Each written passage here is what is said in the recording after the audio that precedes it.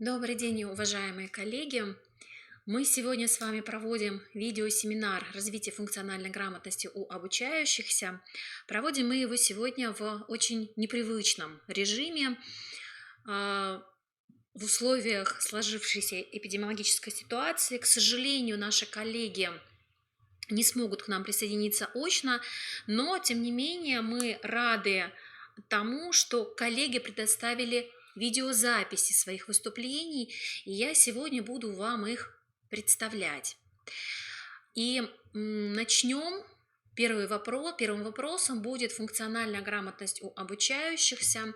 И здесь заявлен, конечно, Борис Валентинович Илюхин, директор научно-исследовательского центра системы оценки и управления качеством образования Федерального института развития образования.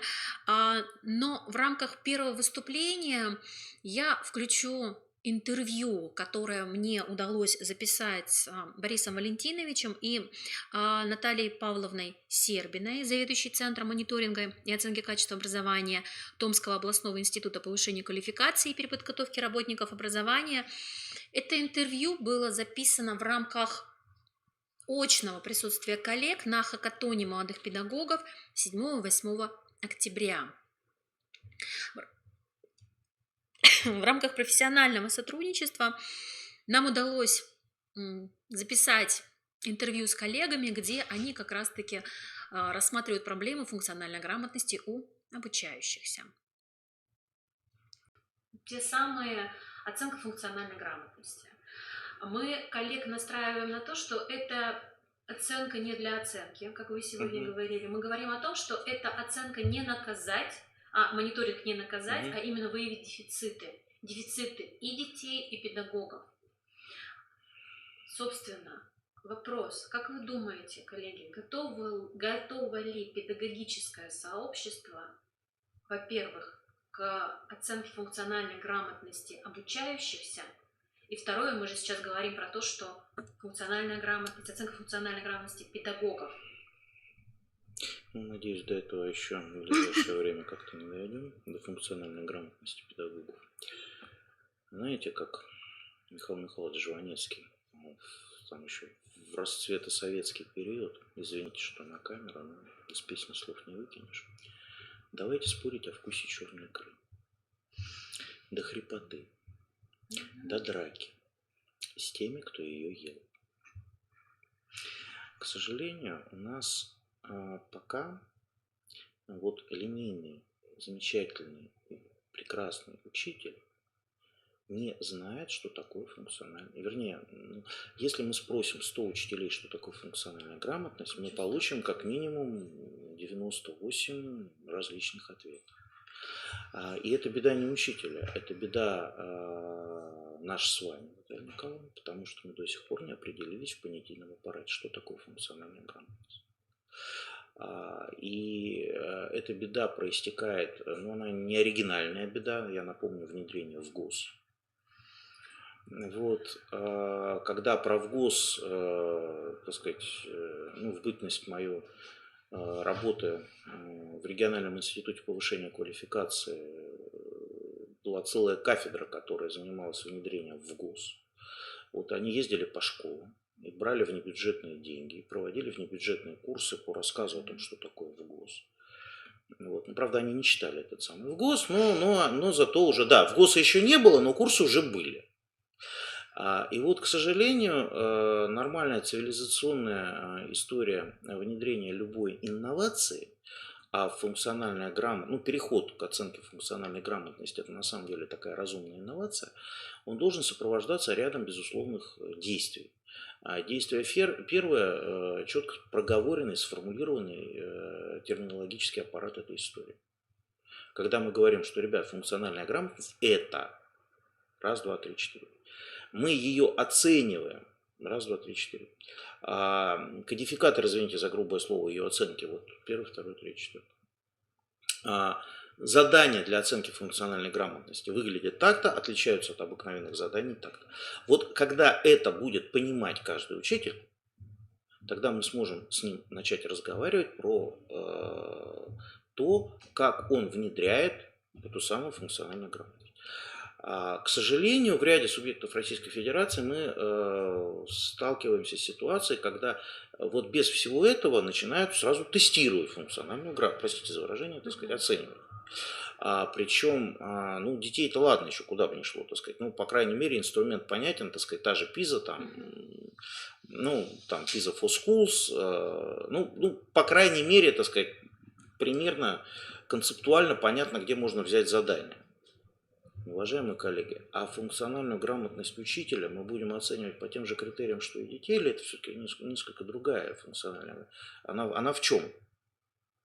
Она в умении донести, ну, она же функциональная, да, но ведь функции ребенка и учителя это разные функции, значит и грамотность должна быть другая. И оценивать ее надо по-другому. И когда мы говорим об оценке функциональной грамотности по детским, ну, ребят, не ЕГЭ, не предмет. Простите. Ну, не предмет. И не экспертов ЕГЭ готовим. И не экспертов ЕГЭ готовим, и не оценщиков этой функциональной грамотности. Понимает ли учитель про эту функциональную грамотность? Ну, давайте проведем курсы, давайте расскажем, давайте там сформулируем задание, понимает ли. Ну, то есть есть же простые способы понять, он это понимает или не понимает. Я прослушал материал, у меня задали вопросы, я на них ответил. Вот. Для этого не надо там, так сказать, на компьютере. Вот опять же, так сказать, извините, что сегодня все время про медицинскую терминологию, ну просто коронакризис, все время измеряют температуру, да. Вот смотрите, казалось бы, да, к вопросу об измерениях и о точности измерений, там, ближе к физике. Мы сегодня с вами зашли с улицы, на улице было плюс 5 градусов. Мы зашли в теплое помещение, у нас померили температуру. Как вы думаете, какая температура кожи будет? Ну, точно не 36 градусов, 34 градуса, 33 градуса. Ну, на поверхности тела. Законы физики. Это значит, что я умер? 33 градуса температура, простите, уже немножко неживого тела. А если у меня, ну, то есть, ну, понимаете, вопрос же не в том, так сказать, какая у меня температура. То есть, понятно, ошибка измерения. Понятно, что мы получаем совсем не то, что мы хотели, к сожалению. Так зачем же мы это делаем? Какая цель была этого действия? А цель-то была не пустить больного человека в помещение. Ну так давайте его, ну, по-другому эту задачу-то надо решать. То есть мы же цели главное-то не достигаем, мы не получаем отсева, ну, как сказать, людей с повышенной температурой. У нас на бумаге все хорошо, на самом деле.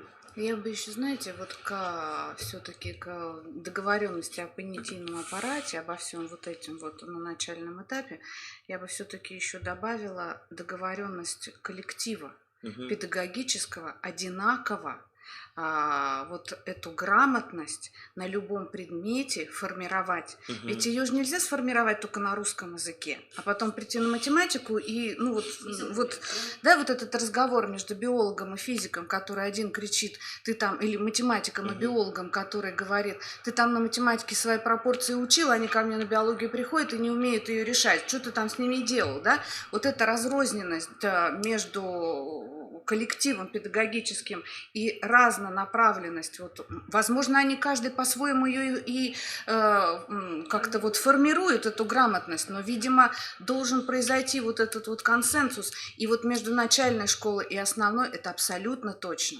О чем надо, мне кажется, я всегда об этом говорю, надо договориться об одинаковости оценивания детей. Ведь как оценивают детей в начальных классах? Как маленьких, своих, любимых ребятишек, которых, вот эта учительница, которая говорит, я ему, там по критериям нет такого балла, но я ему 0,5 поставлю, он же что-то делал, а когда он приходит в 5 класс, там другой подход к оцениванию. Возможно, он более жесткий для ребенка, но если он кардинально другой, он растеряется не только потому, что это переходный период, а еще он не будет понимать. Раньше в начальной школе он за это имел, ну, простите, вот эту хорошую отметку, а теперь, делая то же самое, он почему-то ее не получает. И вот этот вот в голове раздрай, он должен быть каким-то образом нивелирован. Поэтому вот эти большие школы, они очень сильно этим страдают, разорванностью начальной школы как отдельного государства и основной школы, которая предъявляет к ребенку. Вот этот вопрос, опять же, о горизонтальных связях. Да, да. Действительно, мы говорим сейчас не о методическом там сообществе про учителей русского языка там, или математики, а мы говорим о том, что вот эти там 5 или 7 учителей, они работают с одним и тем же классом. Да, Если мы спросим их ощущения о классе, то они будут разные. И требования в этом классе у них будут разные. да. А переход со ступени на ступень, он каждый раз болезненный. Мы сейчас с вами говорим о переходе там начальное, основное, да, а есть переход детский сад, первый класс, Да. а есть переход 9 класс, 10 класс, а есть переход 11 класс, первый курс. И каждый раз, вот казалось бы, да, то есть на первый курс набираются там лучшие дети по результатам ЕГЭ. Но потом часть из них оказывается не способна осваивать образовательную программу. Что происходит? Они глупые отнюдь, они какие-то плохие тоже отнюдь. Ну, просто образование – это такая история, которая в том числе включает и навыки самоорганизации. Умение учиться. Умение Умение учиться. учиться. Умение поставить цель и идти к этой цели, убирая где-то вторичные там признаки. Да. Сколько первокурсников, переезжая в общежитие, оторвавшись от родителей, уходило в глубокий загул, в свободу. Никто не спрашивает, отметок не ставит. Приходим на сессию, бац-бац-бац, все, выскочил. Академическая неуспешность. И это же, в общем-то, не предмет, это вопрос не предметной там обученности, это вопрос горизонтальных связей, умения учить. Ну вот много-много-много чего, пример специально, так сказать, отвязанный от школы, да. И в 5 классе ничего там сильно экстра там другого. Но ведь если мы посмотрим, правда, немногие учителя математики, которые берут 5 класс, приходят в 4 класс и смотрят, что они знают, что на уроках сидят в конце концов. И как-то свою программу, Да, и которую он как-то много лет уже выходя к доске скорректировал. Ведь это надо произвести над собой какое-то действие, зная, что к тебе придет вот такой класс.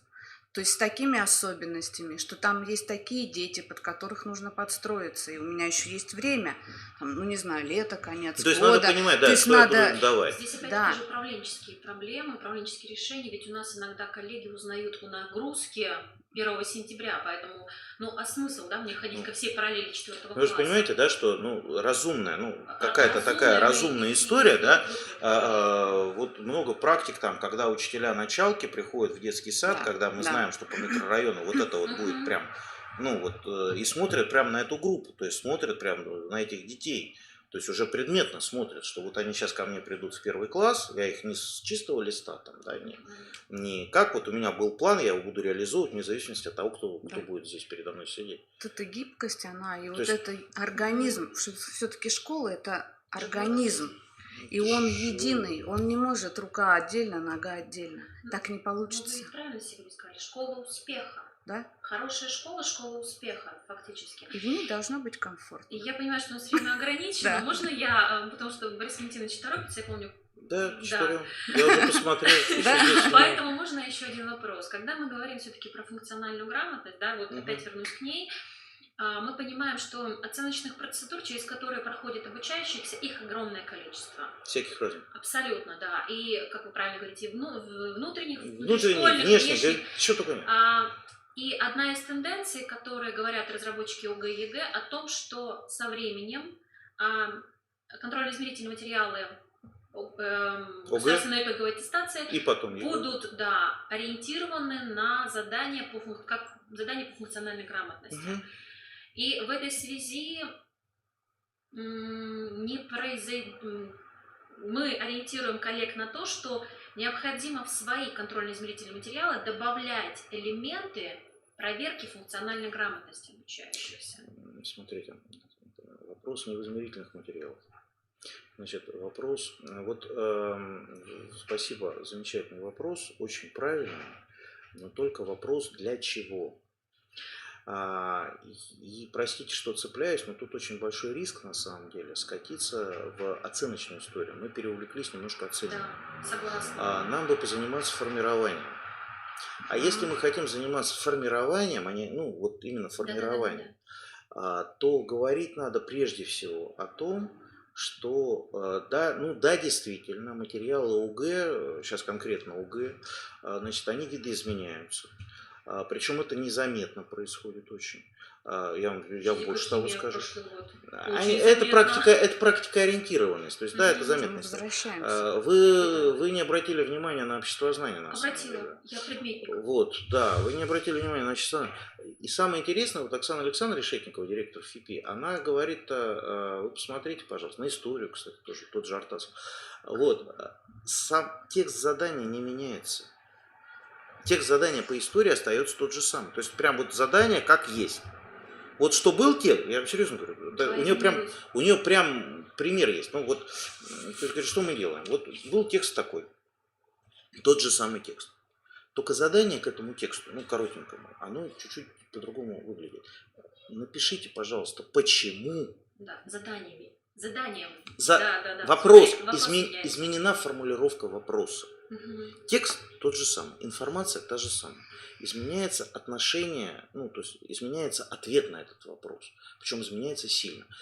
Из фактологии, знания там, терминов, дат, причинно-следственной связи, если про историю, мы уходим в объяснялки.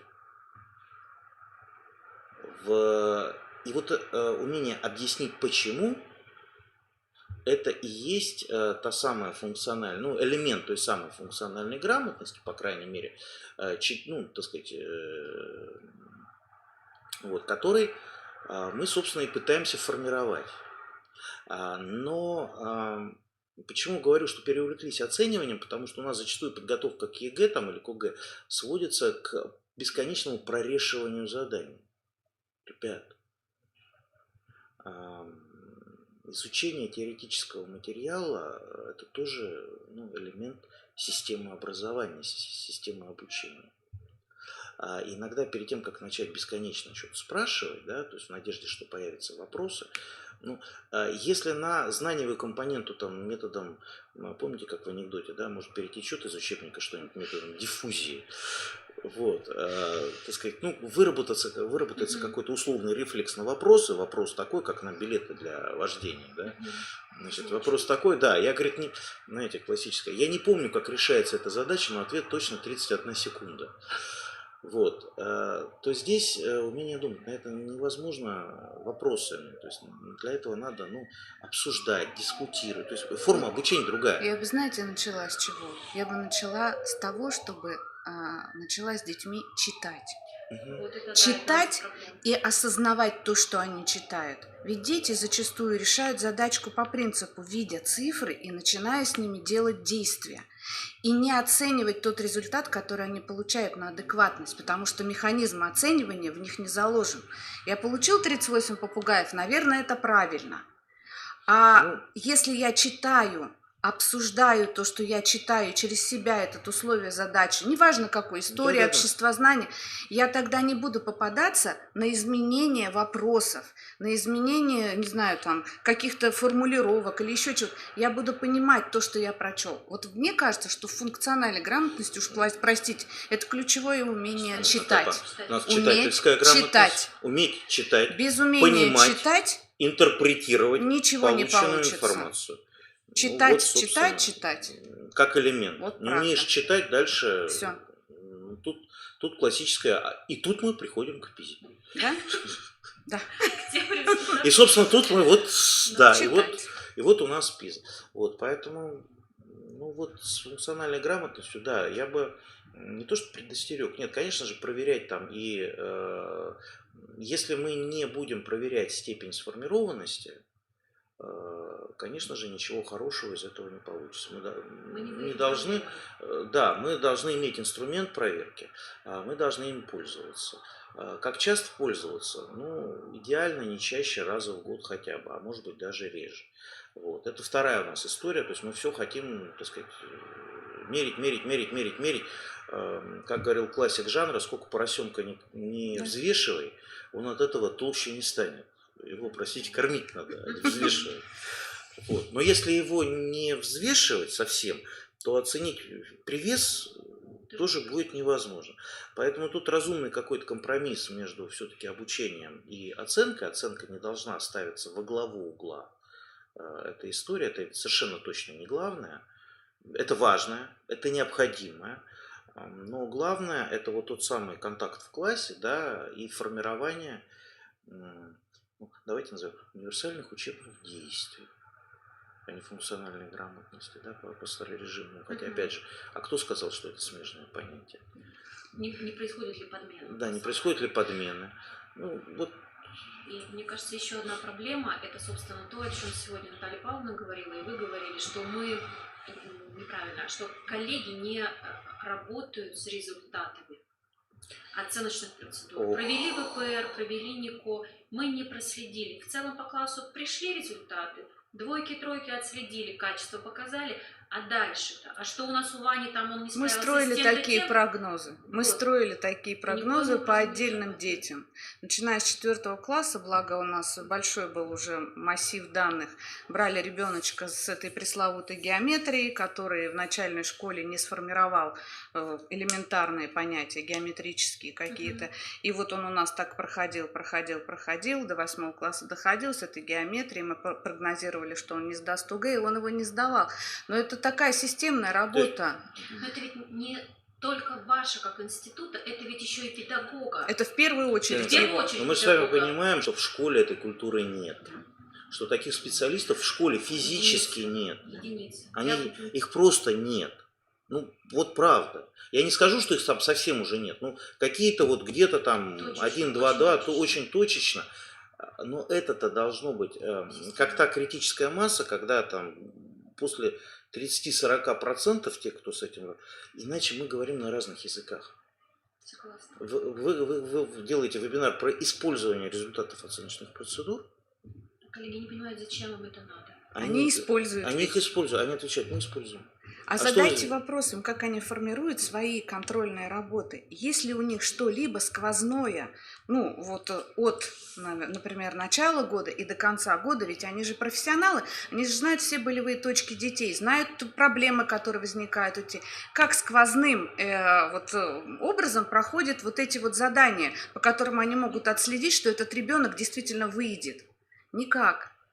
То есть это, как всегда, отдельная контрольная работа внутри класса, да, вот я ее провел, тему прошли, работа, а в следующий раз я уже у него не спрашиваю. Тут вот это одно за другим тянется и получается на выходе. Следующая практика, значит, педагогический вуз Чеченской Республики. Ребята пошли лекции студентам читать про оценивание.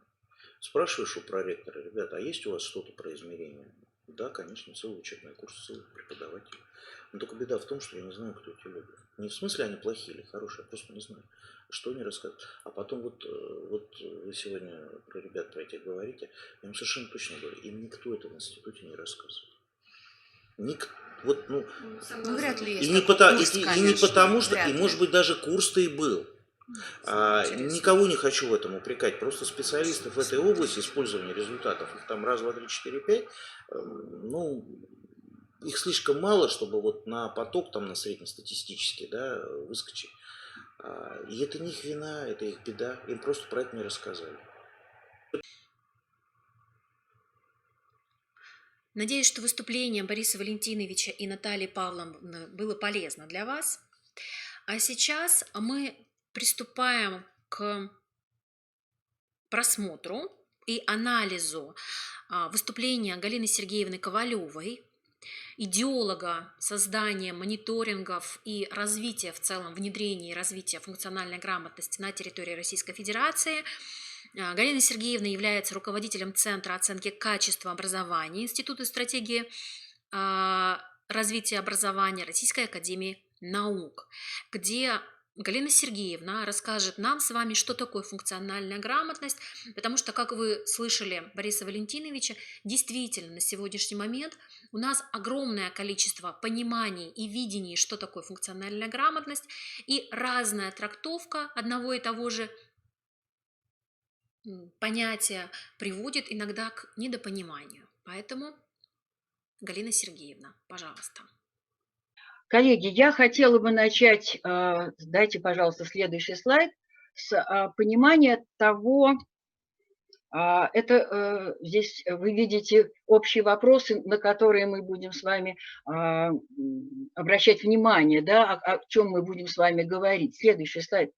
Нам ведь важно начать разговор с того, чтобы мы понимали, что же происходит в мире и почему вдруг на рубеже тысячелетий большинство стран мира меняет стандарты, вводят новые образовательные стандарты с ориентацией на функциональную грамотность, и это становится целью содержания образования, организации учебного процесса.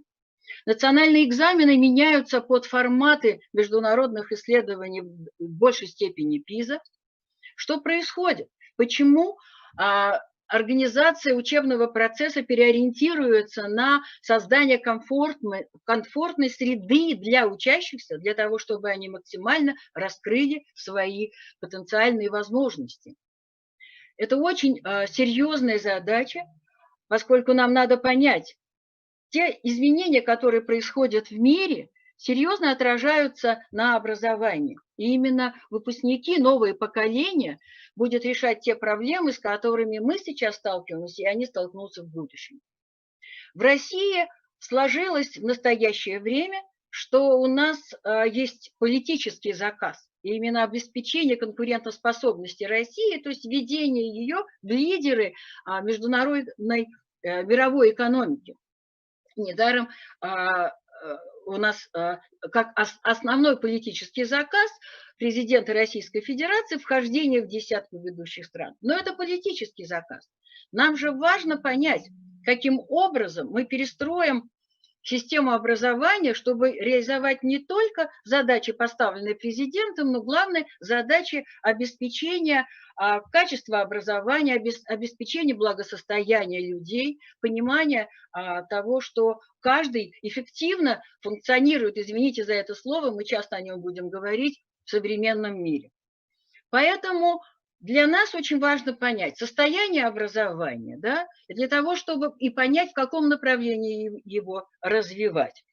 И в этом плане тоже у нас есть, с одной стороны, документы нормативные, с другой стороны, есть результаты международных исследований, которые показывают позитивные стороны российского образования, которые необходимо обязательно сохранить, и те проблемы, с которыми мы сталкиваемся. И в области функциональной грамотности, если мы хотим страну переориентировать на новые образовательные результаты, нам нужно понять, каково состояние функциональной грамотности. И тут мы сталкиваемся с тем, что результаты международного исследования ПИЗа, о нем мы много будем сегодня говорить, показывают, что в России около пятой части школьников, выпускников основной школы, не достигают порогового уровня функциональной грамотности, да? А поставлена задача войти в десятку лидирующих стран. А это означает, что если мы хотим сравниваться по результатам, то мы существенно должны уменьшить эту группу детей, помочь тем детям, которые не достигают, реорганизовать учебный процесс и направить его на новые образовательные результаты. У нас есть проблема и с элитой. Вы прекрасно знаете, что лидирующие страны сейчас, вот если взять Китай, вкладывается в международную элиту очень значительно, 25% китайских школьников по показателям ПИЗа 2018 года демонстрируют функциональную грамотность на очень высоком, на 5-м и 6-м уровне. Это очень серьезный результат. Если мы хотим войти в десятку, мы должны сравниваться с лидирующими странами и тем самым переориентировать систему образования на формирование функциональной грамотности. Следующий слайд. А что это такое и что мы понимаем в настоящее время? Наша команда, которой была поручена разработка этого направления под функциональной грамотностью. Я не буду приводить все определения. Мои коллеги в какой-то степени покажут свое видение, свое понимание. Для нас главным было не только исследование ПИЗа, которое поставило вопрос, да, а какова функциональная грамотность, то есть как могут учащиеся, завершающие основное образование, использовать все знания, которые они получили в школе, для того, чтобы решать жизненные проблемы. Так?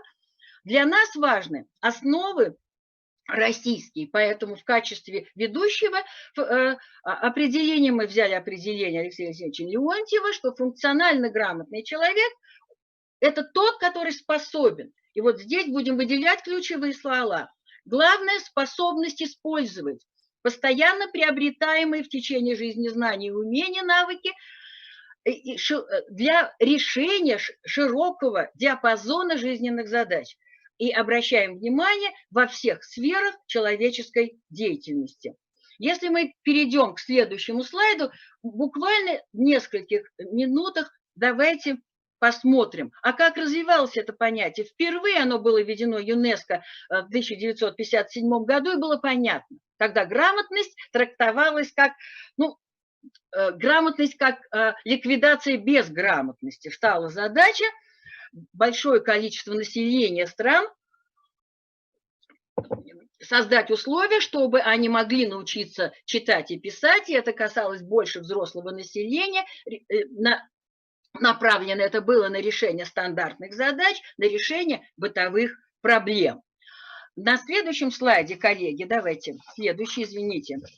Теперь, поскольку мы говорим немножко об историческом движении, развитии этого понятия, нужно сказать о следующем.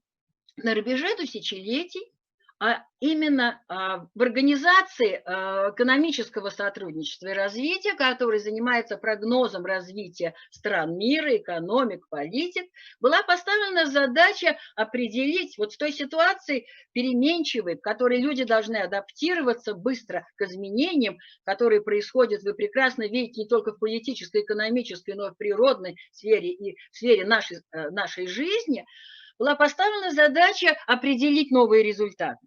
Причем была собрана команда не из специалистов образования, то есть это первый такой опыт, когда люди вне образования стали определять результат.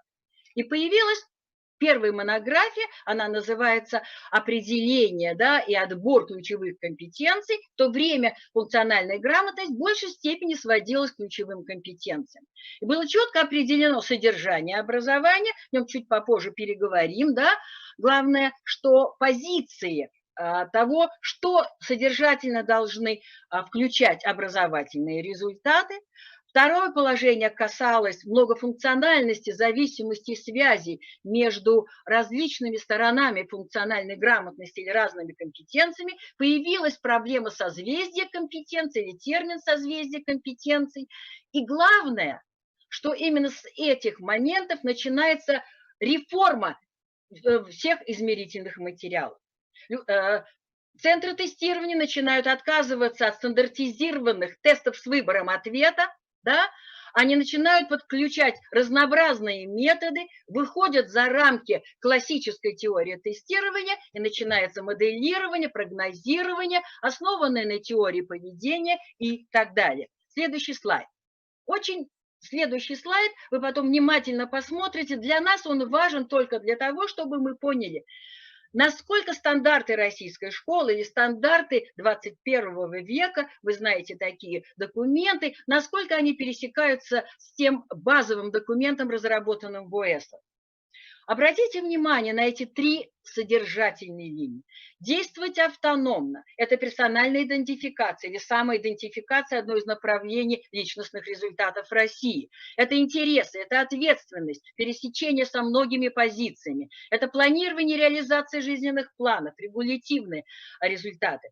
Использовать интерактивно различные средства. Вот посмотрите, в эту упаковку практически входят все предметные результаты. Взаимодействие с миром посредством языка, символов, текстов, здесь знания информации и технологий. И следующее – это вся социальная сфера взаимодействия в группах, установление хороших взаимоотношений и разрешение конфликтов. Если мы перейдем к следующему слайду, то вы увидите, шаг за шагом, сформулировав результаты, международная организация ОЭСР через исследование ПИЗа, это проект, направленный на оценку образовательных достижений, начинает выращивать концепции измерения различных сторон вот этой функциональной грамотности, как мы сейчас и четко, именно ОЭСР сейчас говорит о функциональной грамотности, новом таком термине, и начиная с 2000 года формироваться концепция измерения, и измерение начинает всему миру показывать,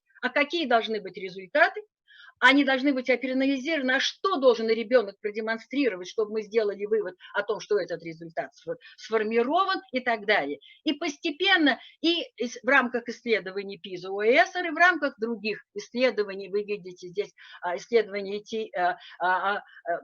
Международной ассоциации АЭ, это граждановедческая грамотность появляется ИКТ-компетентности, шаг за шагом начинается формироваться поле результатов, оно реализуется в измерительных инструментах, а для учителя это показатель того, что школьники должны проявить, а это значит, что в итоге учебного процесса должно быть сформировано у ребенка. Ну, а заключается вот эта вся историческое наше введение следующей моделью формирование, следующая модель, пожалуйста, Дмитрий, анализа, да, формирование анализа функциональной грамотности. Для нас она базовая, поскольку впервые после долгих дискуссий, что важнее, знания или компетенции, или отношения или ценности, в этой концепции объединились и знания, и академические, предметные, межпредметные, практические, это опыт деятельности, умения различного порядка, да, и отношения и ценности. И все это вместе, переплетаясь компетенциями, которые формируются во всех предметных областях, которые сейчас выступают как способность объединить все, что ученик получил в учебном процессе или вне учебного процесса, как средство, которое направлено на, обратите внимание, на действие, на решение определенных задач.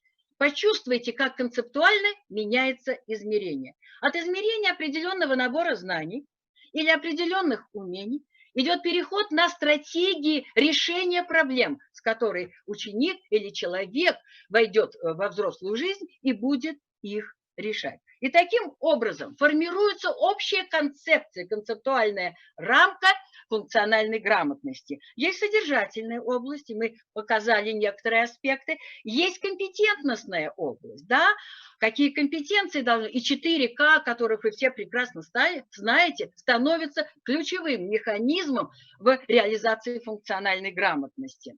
Но меняется измерение, и меняются инструменты от простой демоверсии или воспроизведения своих знаний к другого типа заданиям, которые уже оценивают стратегии поведения. Давайте посмотрим на то, как сейчас на поле образовательном, следующий слайд, пожалуйста, присутствуют разные составляющие функциональной грамотности.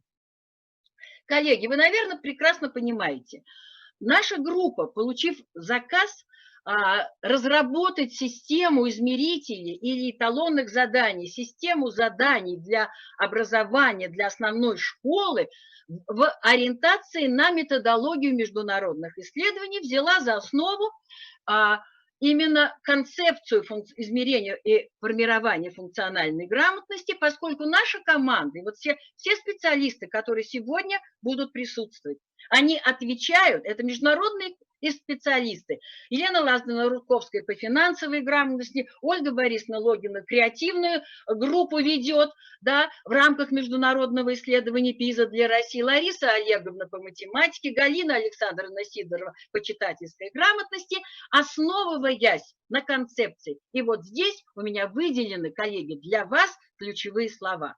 Функциональная грамотность – это не набор знаний, да, или умений, это способность применять. И это ключевое слово. Применять все. Знания, умения, навыки, отношения, ценности. Для чего? Вот базовые позиции определений для решения максимально широкого спектра жизненных задач. А дальше вы меня спросите, а другие грамотности? Да, мы взяли и начали разработку. У нас в планировании совместное решение проблем на компьютерной основе, на цифровой. Мы это делаем, и мы сейчас обсуждаем. Но появляются другие виды грамотности. А где им место? Это поле свободно. Это интегральная функциональная грамотность, интегральная характеристика образования. Поэтому мы и говорим про интегральность. Бюджетная грамотность, пожалуйста, определите поляну, определите содержание, определите ключевые компетенции. Вот сейчас перерабатывается рамка, новая концептуальная рамка для финансовой грамотности. И надо понять, что вкладывает эта рамка, каковы результаты должны быть для того, чтобы формировать. А теперь несколько слов на следующем слайде. Очень знакомый слайд, который нам показывает о том, как в России при реализации в ГОС, как в нашу учебную деятельность, как в работу школы встраивается функциональная грамотность. Раз это интегральная характеристика, то это интегральный результат всего тому, чему мы учим. И поэтому знакомый для вас стандарт, требования к результатам. Вы видите предметные, метапредметные, личностные результаты. Но все это на системно-деятельностном подходе, все это заложено в стандарте, все это заложено в концепции функциональной грамотности, в которой есть и содержательные, и компетентностные области, и контексты. Но посмотрите даже, как меняются предметные результаты. Это не просто освоение, но преобразование и применение знания на основе имеющихся знаний. А это значит порождение, создание новых инновационных знаний. И поэтому входит сейчас очень мощно поток, да, или новые идеи креативного мышления в предметной области. Об этом будет говорить Ольга Борисовна. Метапредметность, она начинает задавать метакогнитивность. Если вы помните по концепции Десика, рефлексивный, обратили внимание, рефлексивный подход, критическое мышление становится доминирующий или определяющий, когда вы строите учебно-познавательную деятельность, активность. Да? Вы понимаете, что вы делаете, зачем вы делаете, что вы знаете, а что вы не знаете. И вот если мы говорили сегодня уже о Китае, то еще раз подчеркну, практически средний результат Китая – это 4-й уровень функциональной грамотности по ПИЗе. А мы находимся, Россия, на конце 2-3 уровня. И в этом только подошли к 3-му уровню. Для того, чтобы нам пройти, нам нужно реализовать очень активно вот все идеи, которые заложены. И мы прекрасно с вами знаем, нам об этом говорит ПИЗа, что, к сожалению большому, у нас образовательных учреждений, которые могут сформировать или дают целому классу или школе вот такой уровень, полноценный 3-й, да, а 4-й – это уровень свободного приобретения знаний на основе имеющейся базовой платформы системы академических знаний. Перейдем к следующему, уважаемые коллеги. Для меня очень важным вопросом является следующее. А что является показателем эффективности? Да, мы с вами работаем. А что в большей степени влияет и о чем говорят международные исследования? ПИЗа-18. Вторичный анализ исследования показывает, что есть 2 детерминанты. Первое – это качество профессиональной подготовки педагогов. ПИЗа 2018 года вводит 2 конструкта. Первый конструкт – энтузиазм учителя. Второй конструкт, извините, деструктивное поведение учителей. По этим 2 конструктам выявляется самая сильная связь результатов по функциональной грамотности в России. Мы в десятке стран, у которых самая сильная связь. Что значит конструкт энтузиазм учителя? Это его профессиональная, предметная и метапредметная подготовка. Это умение завлечь детей, развить интерес, мотивировать их. Это умение владеть голосом, телом. Это энтузиазм, то есть заразить, вовлечь учащихся в учебный процесс. И это очень важно. А по поводу поведения учителей, это мнение директора об открытости учителей, да, о новым образовательным каким-то идеям, да, о взаимоотношении между учителями и родителями и учащимися. И вот эти 2 фактора очень важны. Отсутствие деструктивного поведения – важнейший показатель, который говорит о результатах. Ну и следующее, то, на что нацелен наш проект, это качество учебных материалов. Уважаемые коллеги, для нас это очень важно. Именно учебные материалы, задачки, с которыми учитель пришел на урок, определяют его знания. Если вы на уроке разучиваете демо-версии ВПР или единого государственного экзамена, вы не можете, вряд ли вы можете от всех. 20% будут учиться без учителя, но вряд ли вы сможете ожидать от всех, что они будут творчески работать, что они будут инициировать какие-то конструктивные идеи при сложившейся ситуации. И теперь несколько слов очень быстро о том, чем же отличается то, что делает наша команда, и то, что мы обнаружили в исследовании ПИЗа. Это система заданий, которая сформулирована вне предметной области, она находится в реальных жизненных ситуациях. Это нужно для того, чтобы ученик наконец-то понял, а зачем он учится, зачем ему нужно знать закон Ома или что-то другое. Это знания, которые применяются в жизни. Есть проблемы, а отсюда идет стратегия поведения. Есть выбор модели поведения, есть язык обыденный, непредметный, там нет терминов, там могут быть разные, совершенно разный язык. Следующий, пожалуйста. А теперь это находка нашей команды, которая скрупулезно 20 лет, уважаемые коллеги, мы работаем в рамках международного исследования ПИЗа. Оно началось в 1998 году, уже больше 20 лет. Что отличает? На рынке очень много разных задач и всего. Что отличает? Комплексность. Есть ситуация, есть полный охват, концептуальный охват и содержательной, и компетентностной, и контекстной области. Есть проблемность, которая близка, и видно, зачем мы решаем эту проблему. Не просто для того, чтобы освоить формулу, какие-нибудь правила или формулу сложения или вычитания дробей. Контекстность, ориентированность на значимость для людей, уровневость. Вот задания, которые должны нам показать, как организовывать учебный процесс, как с первого уровня, как 20% российских детей перевести с уровня недостижения порогового, когда проявляется функциональная грамотность, на 3-й уровень, а как нашу элиту даже с 4-го уровня. У нас менее 10% школ, которые дают 4-й уровень, а 5-6 уровня у нас нет, коллеги, в образовательных учреждениях. Как их перевести? Какими задачками? Где эти задачки? Вот сегодня коллеги об этом будут говорить. И, конечно, компетентность – это полный охват различных компетенций. Поэтому следующий слайд, пожалуйста. У меня не так много времени, осталось пару-тройку минут.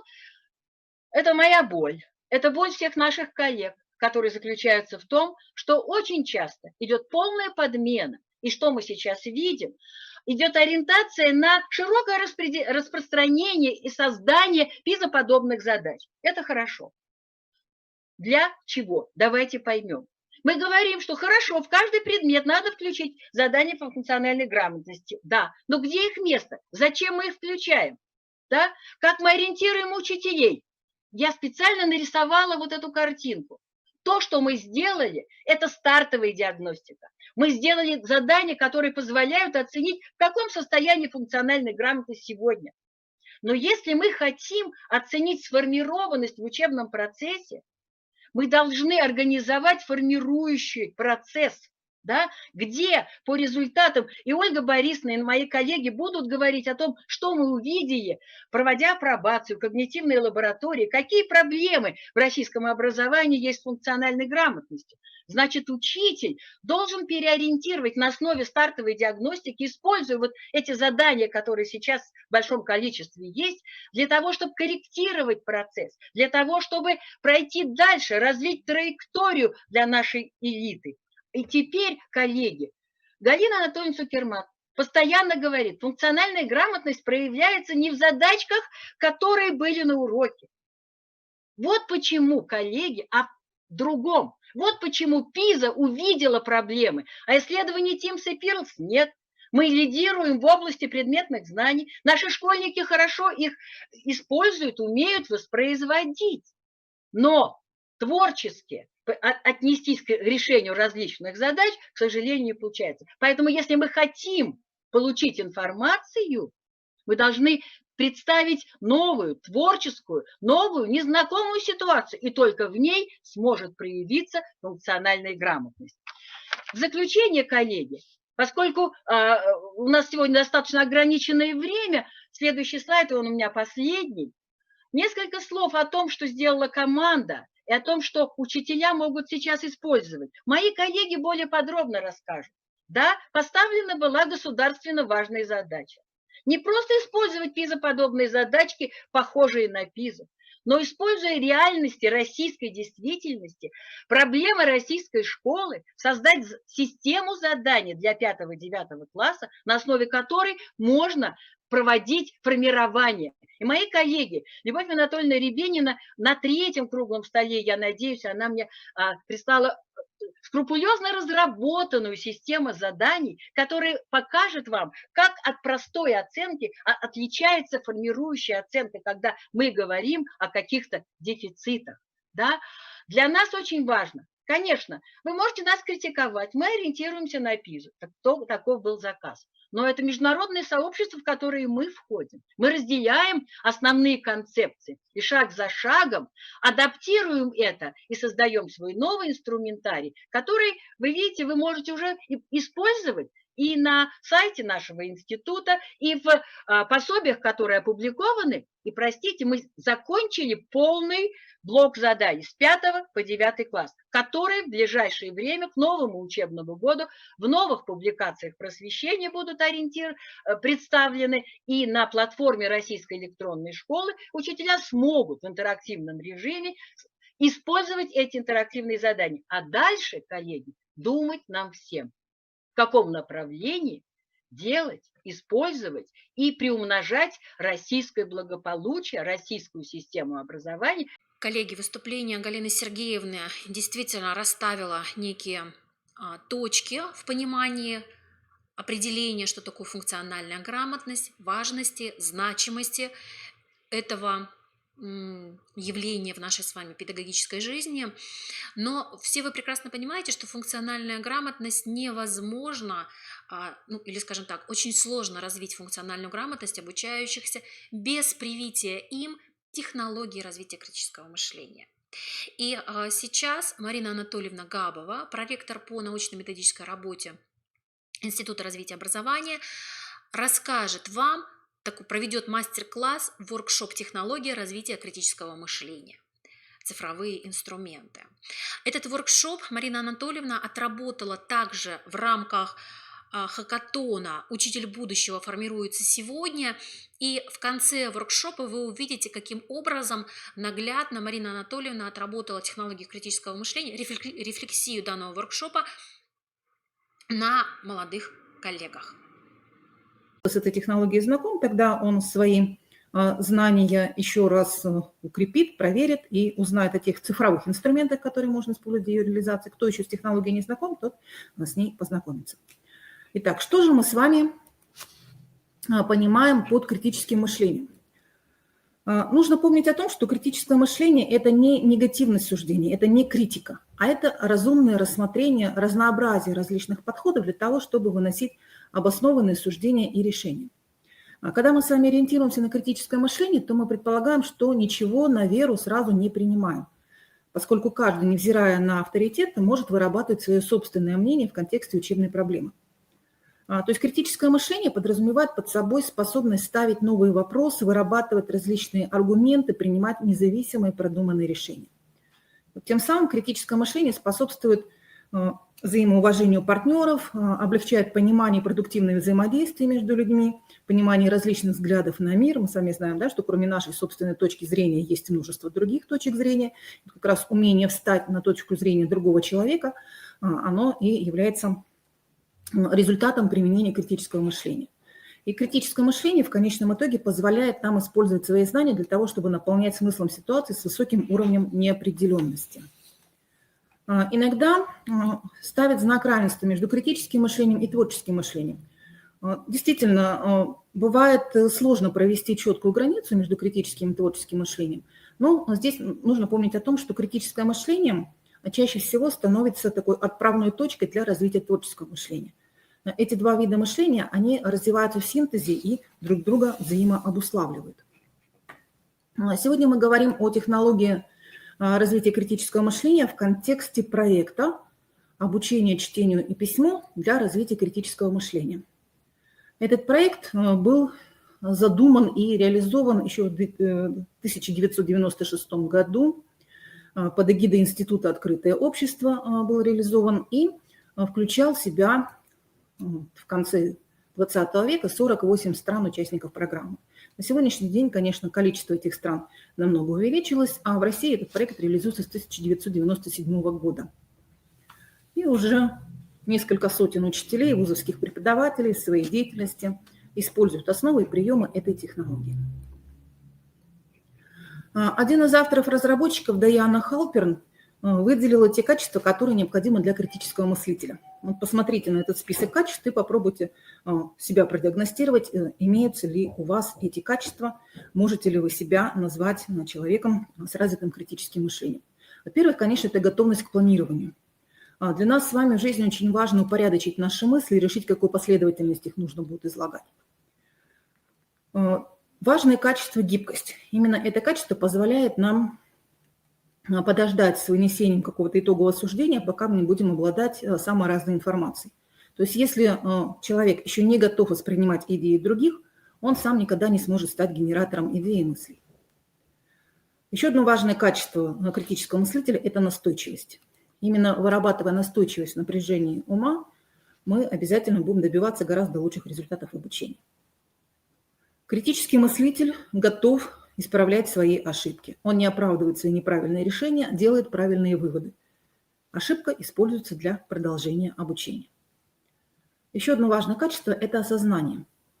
То есть мы наблюдаем за собой в процессе мыслительной деятельности, можем отслеживать ход рассуждений, и это позволяет нам мыслить критически. И, как мы уже говорили, поиск компромиссных решений. Важно, чтобы те решения, которые мы принимаем, могли быть восприняты другими людьми, иначе, если этого не произойдет, то эти решения останутся на уровне высказывания. Итак, в чем заключается суть технологии развития критического мышления? Цель технологии – обеспечить развитие критического мышления посредством интерактивного включения учащихся в образовательный процесс. А что значит интерактивное включение? Коллеги, как вы понимаете вообще процесс интерактивного обучения, интерактивного включения? Что такое интерактивность в данном смысле, когда мы говорим о образовательном процессе? Интерактивность в обучении. Что предполагает? В чате можете обозначить. Что значит интерактивность в обучении? В каком случае мы говорим о том, что обучение является интерактивным, или те технологии, те приемы, которые мы применяем, являются интерактивными? Какое ключевое слово связано с интерактивностью? Пожалуйста, в чате напишите. Интерактивность.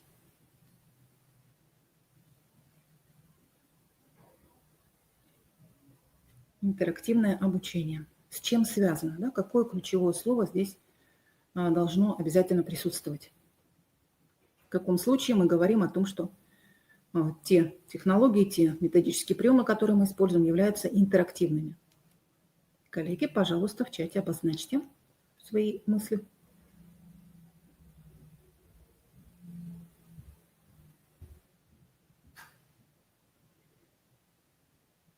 Так, 18 участников. Кто-нибудь нам хотя бы что-нибудь напишет.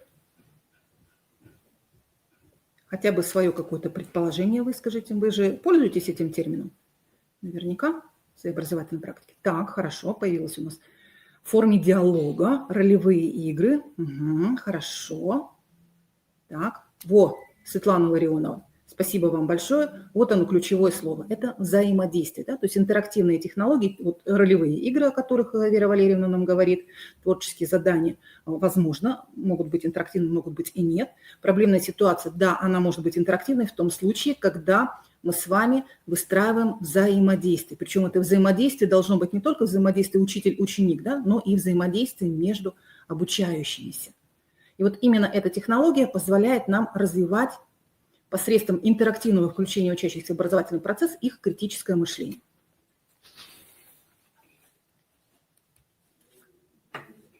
Технологической основой технологии развития критического мышления через чтение и письмо выступает базовая модель, которая включает в себя 3 стадии. Стадия вызова, стадия реализации или осмысления и стадия рефлексии или размышления. И именно эта модель позволяет помочь ребятам самим определять цели обучения, самим осуществлять активный поиск информации и размышлять о том, что они узнали. А на методическом уровне, да, то есть на уровне педагога, эта технология представляет собой систему приемов и стратегии учебной работы по различным видам учебной деятельности. При этом нам совершенно не важно, какое конкретное предметное содержание мы с вами будем использовать. То есть эта технология может быть применима к любой предметной области. И вот эта базовая модель, которую сейчас мы с вами рассмотрим, она задает не только определенную логику построения урока, но и последовательность и способы сочетания конкретных методических приемов, о которых дальше мы с вами будем говорить. Итак, вот следующий слайд, самый важный, который нам раскрывает сущность технологии развития критического мышления. 3 фазы технологии. Фаза вызова, фаза реализации и фаза рефлексии. И на каждой фазе обозначены ее основные функции. Итак, фаза вызова. Основная функция ее мотивационная, то есть на этой фазе мы побуждаем ребят к работе с новой информацией и пробуждаем интерес к теме, ну, в данном случае урока. А вторая функция информационная, то есть мы вызываем те знания, которые уже имеются по этой теме. И фаза коммуникационная, очень важная, это организация обмена мнениями. То есть вот 3 основные функции фазы вызова. Фаза реализации смысла. 2 основные функции. Функция информационная, но здесь уже не вызов знаний, которые имеются по теме, а здесь уже смысл ее в другом, заключается именно в получении новой информации по теме. И очень важная функция систематизационная. То есть мы полученную информацию классифицируем по определенным категориям. И 3 фаза, фаза рефлексии. Здесь мы видим самый большой набор функций. Функция коммуникационная, обязательно мы организуем обмен мнениями. Информационная функция заключается в том, что ребята приобретают знания, да, то есть та информация присваивается ребенком и становится знанием. Мотивационная функция предполагает побуждение к расширению информационного поля, да, то есть мы побуждаем ребят к тому, чтобы находить какую-то дополнительную информацию по изученной теме. И функция оценочная предполагает соотнесение новой информации с той информацией, которая уже у нас имеется, да, и выработкой собственной позиции и оценки процесса. На каждой из этих фаз в технологии предлагаются различные приемы и стратегии. И сейчас более подробно о каждой из этих фаз мы с вами поговорим и конкретные приемы и стратегии рассмотрим. Итак, фаза вызова. На фазе вызова мы должны дать возможность ребятам самим поставить цели обучения, которые будут создавать необходимый внутренний мотив в процессе учения. И только после этого мы можем выбирать эффективные методы для достижения этих целей. И вот здесь 2 вопроса, да, для себя нужно будет задать. Что мы усваиваем лучше всего? Ну, обычно это информация по той теме, о которой мы что-то уже знаем. Да? И когда нам проще принять решение, сделать это легче тогда, когда мы то, что мы делаем, если оно согласуется с нашим имеющимся уже опытом, пусть это и опосредованно происходит. И вот если представить ребятам возможность проанализировать то, что они уже знают об изучаемой теме, то это будет создавать дополнительный стимул для формулировки собственных целей и мотивов. И вот именно эта задача, она решается на стадии вызова.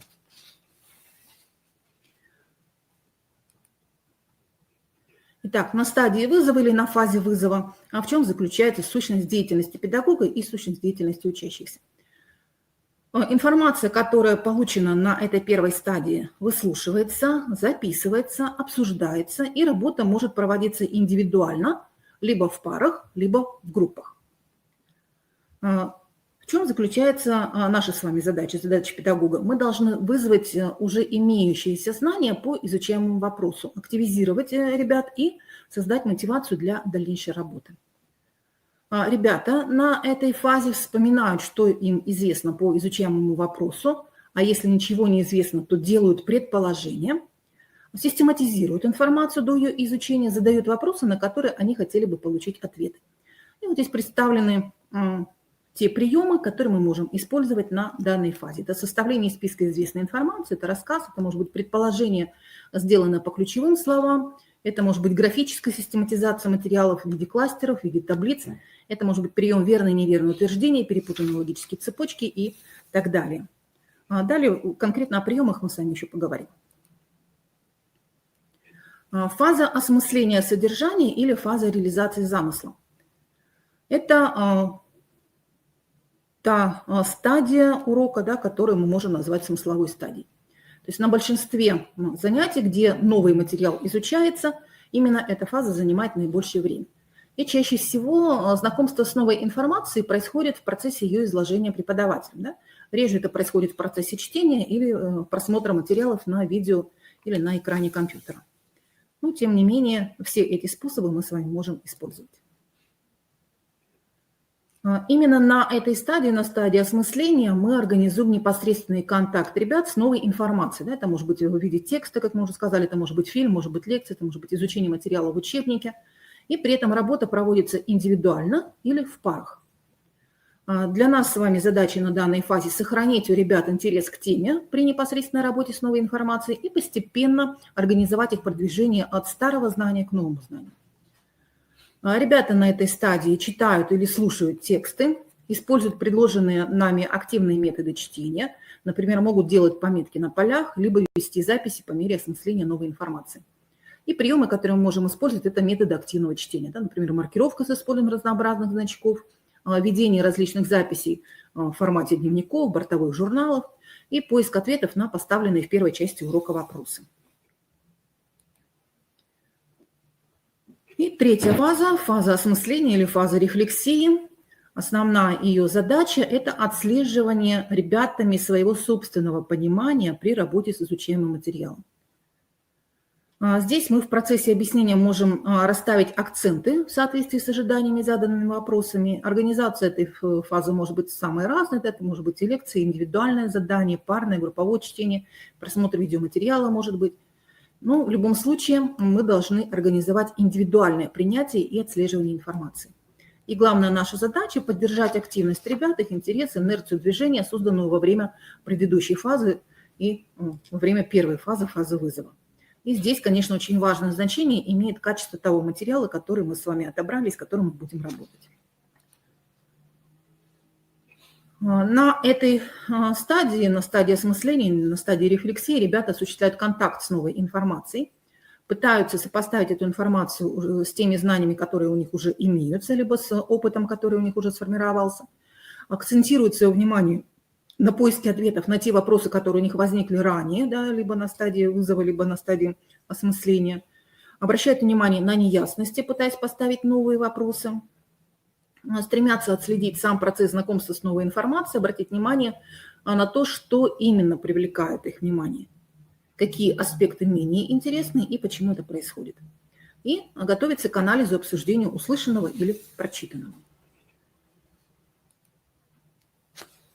Та информация, которая была новой, она становится ребятами присвоенной и превращается в их собственные знания. И вот здесь очень важно помнить, что не только на фазе рефлексии мы вот этот рефлексивный анализ и оценку используем. Она пронизывает все этапы работы. Но именно на стадии вызова и на стадии реализации смысла она будет иметь несколько иные формы и функции, нежели на стадии рефлексии. То есть на третьей стадии, на стадии рефлексии, именно сама рефлексия процесса становится основной целью нашей с вами деятельности совместной. Итак, задача данной фазы для нас, как педагогов, это вернуть ребят к первоначальным записям, предположениям, если мы их высказывали на стадии вызова, внести изменения, дополнения, дать творческие, исследовательские или практические задания на основе изученной информации. Ребята на этой фазе соотносят новую информацию с уже имеющейся, со старой информацией, при этом используют знания, полученные на стадии осмысления. И здесь перечислены возможные приемы и методы. Это заполнение кластеров, таблиц, установление причинно-следственных связей между блоками информации. Это может быть возврат к ключевым словам, которые мы высказывали на фазе вызова, к верным и неверным утверждениям. Это могут быть ответы на поставленные вопросы. Можем организовать устные либо письменные круглые столы, различные виды дискуссий. А также здесь могут использоваться различные творческие работы, например, в виде синквейнов или эссе. Это могут быть исследования по отдельным вопросам темы и так далее. То есть на этой стадии ребята систематизируют новую информацию на основе уже имеющихся представлений и в соответствии с теми категориями знания, которые они получили на стадии осмысления. Сочетается индивидуальная и групповая работа. Нужно помнить о том, что лучше всего запоминается то, что мы с вами поняли в своем собственном контексте, выражая это своими собственными словами. Вот именно такое понимание будет носить долгосрочный характер, да, поэтому необходимо ребятам дать такую возможность своими словами высказать то, что они поняли. Потому что когда ребята переформулируют понимание с использованием собственного словаря, то именно тогда создается личностный осмысленный контекст. При этом в процессе индивидуальной работы, с одной стороны, производится отбор информации, наиболее значимой для понимания сути изучаемой темы, а с другой стороны, это информация наиболее значимая для реализации поставленных ранее индивидуально целей. И ребята выражают новые идеи и информацию собственными словами, самостоятельно выстраивают причинно-следственные связи для того, чтобы выстроить новые представления. И вот здесь очень важно, чтобы мы с вами научили ребят задавать вопросы. Бенджамин Блум, американский ученый, который выстроил свою знаменитую пирамиду Блума, выделил 6-7 категорий вопросов, или типов вопросов. Самые простые вопросы – это вопросы формального уровня. Ответы на эти вопросы предполагают воспроизведение информации. Именно такие вопросы, они характерны для устной проверки знаний на зачете или на экзамене. Но такие вопросы не стимулируют развитие навыков критического мышления, поскольку они тренируют только память. Коллеги, я прошу вас в чате привести пример вопроса формального уровня. Попробуйте сформулировать вопрос формального уровня. Простой вопрос на воспроизведение информации.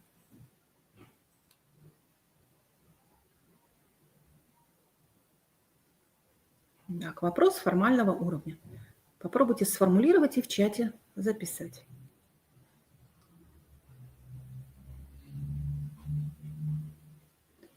Так, коллеги, включайтесь, пожалуйста. Вопрос формального уровня. Простой вопрос на воспроизведение информации.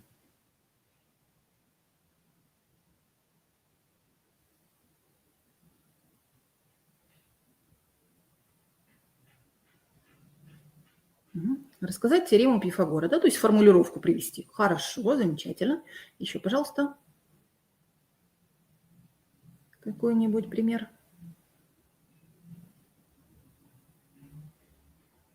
Знаете ли вы автора данного текста? Да? Кто написал Бородино, например? Да? Угу, хорошо.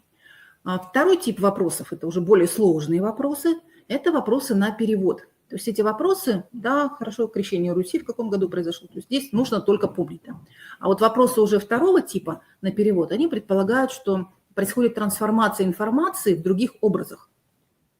То есть это формулировка услышанной или прочитанной информации своими словами, либо соотнесение новой информации с уже знакомыми образами. Либо, может быть, например, это перевод информации из одной формы в другую. То есть мы видим, например, информацию в табличной форме, а вопрос задаем в текстовом виде, да? В виде текста. Либо информация в графической форме, а вопрос мы формулируем в виде текста. Попробуйте, пожалуйста, пример привести. Вопрос на перевод.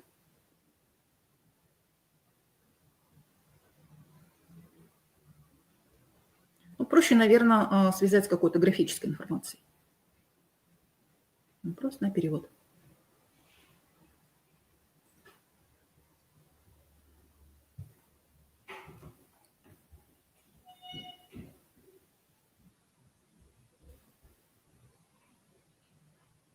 Угу. Ну вот теорема Пифагора, да, она имеет ведь свою четкую формулировку в математике. Есть ли возможность ее сформулировать своими словами?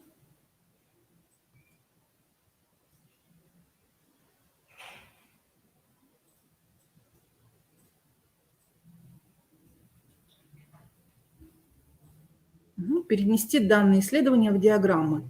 Возможно, да. Ну, в данном случае, наверное, лучше наоборот, да? Прочитать диаграмму. Что означает зеленый столбик? Что означает красный столбик диаграммы? Да? Сколько жителей сегодня лишились горячей воды в своих домах в Сыктывкаре, например, по диаграмме. Угу, хорошо. Следующий тип вопросов – это вопросы на интерпретацию. Такие вопросы позволяют нам прояснить понимание взаимосвязи между идеями, фактами, определенными ценностями. Да? То есть такие вопросы, как правило, начинаются так вот, хорошо, Светлана, хороший пример. Вопросы на интерпретацию начинаются, как правило, со слова «почему». Почему вы считаете, что события должны развиваться следующим образом? Или какова причина того или иного явления? есть именно эти вопросы являются уже вопросами ключевыми, и именно они стимулируют мыслительную деятельность. Попробуем привести пример вопросов на интерпретацию. Вопрос на интерпретацию. Пояснить понимание взаимосвязей между идеями, фактами, ценностями. Итак, коллеги, пытаемся сформулировать вопрос на интерпретацию. Вы можете задавать вопросы, связанные с тематикой нашего хакатона, не обязательно со своими учебными текстами. Так, вопрос на интерпретацию.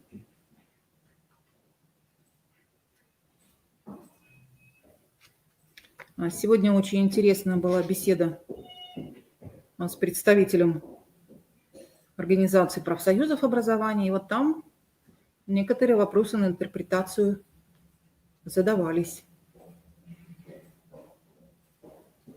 Итак, коллеги, пытаемся сформулировать вопрос на интерпретацию. Пожалуйста, включайтесь активнее. Сейчас открою список участников и буду вызывать к доске пофамильно. Объяснить важность разминки в начале урока физкультуры. Да, замечательно. Для чего нужна разминка на уроке физкультуры именно в начале этого урока? Да? Почему не в конце, почему не в середине, почему именно в начале? Замечательно. Так, хорошо. Какие треки хакатона помогут вашей дальнейшей профессиональной деятельности? А может быть, Светлана, это все-таки другой тип вопроса. Сейчас мы еще 4 типа вопроса посмотрим. И вот мне кажется, что этот вопрос, он будет немножко к другому типу иметь отношение. А вот вопрос, например, почему вы зашли на вот этот трек, вот он, наверное, будет как раз вопросом на интерпретацию, чтобы вы осознали причину. Так, хорошо. Переходим к следующим типам вопросов. 4-й тип вопросов – это вопросы на применение. Именно эти вопросы дают возможность перенести полученные знания в новые учебные условия и перенести их на решение проблем. Но, как правило, такие вопросы сложны, поскольку они подразумевают нестандартные ответы и поиск решений. Вот, коллеги, как вы примените полученные в ходе хакатона знания, полученную информацию в своей практической профессиональной деятельности? Вот это как раз вопрос на применение. А 5-й тип – это вопросы на анализ. То есть это вопросы, которые требуют прояснения причин и следствий и планирования. Например, да, какие этапы можно выделить для решения данной проблемы. Вот именно эти вопросы мы с вами будем задавать себе, будем задавать друг другу в ходе работы над проектными задачами нашего хакатона. 6-й тип вопросов – это вопросы на синтез. Они связаны с творческим решением проблем на основе оригинального мышления.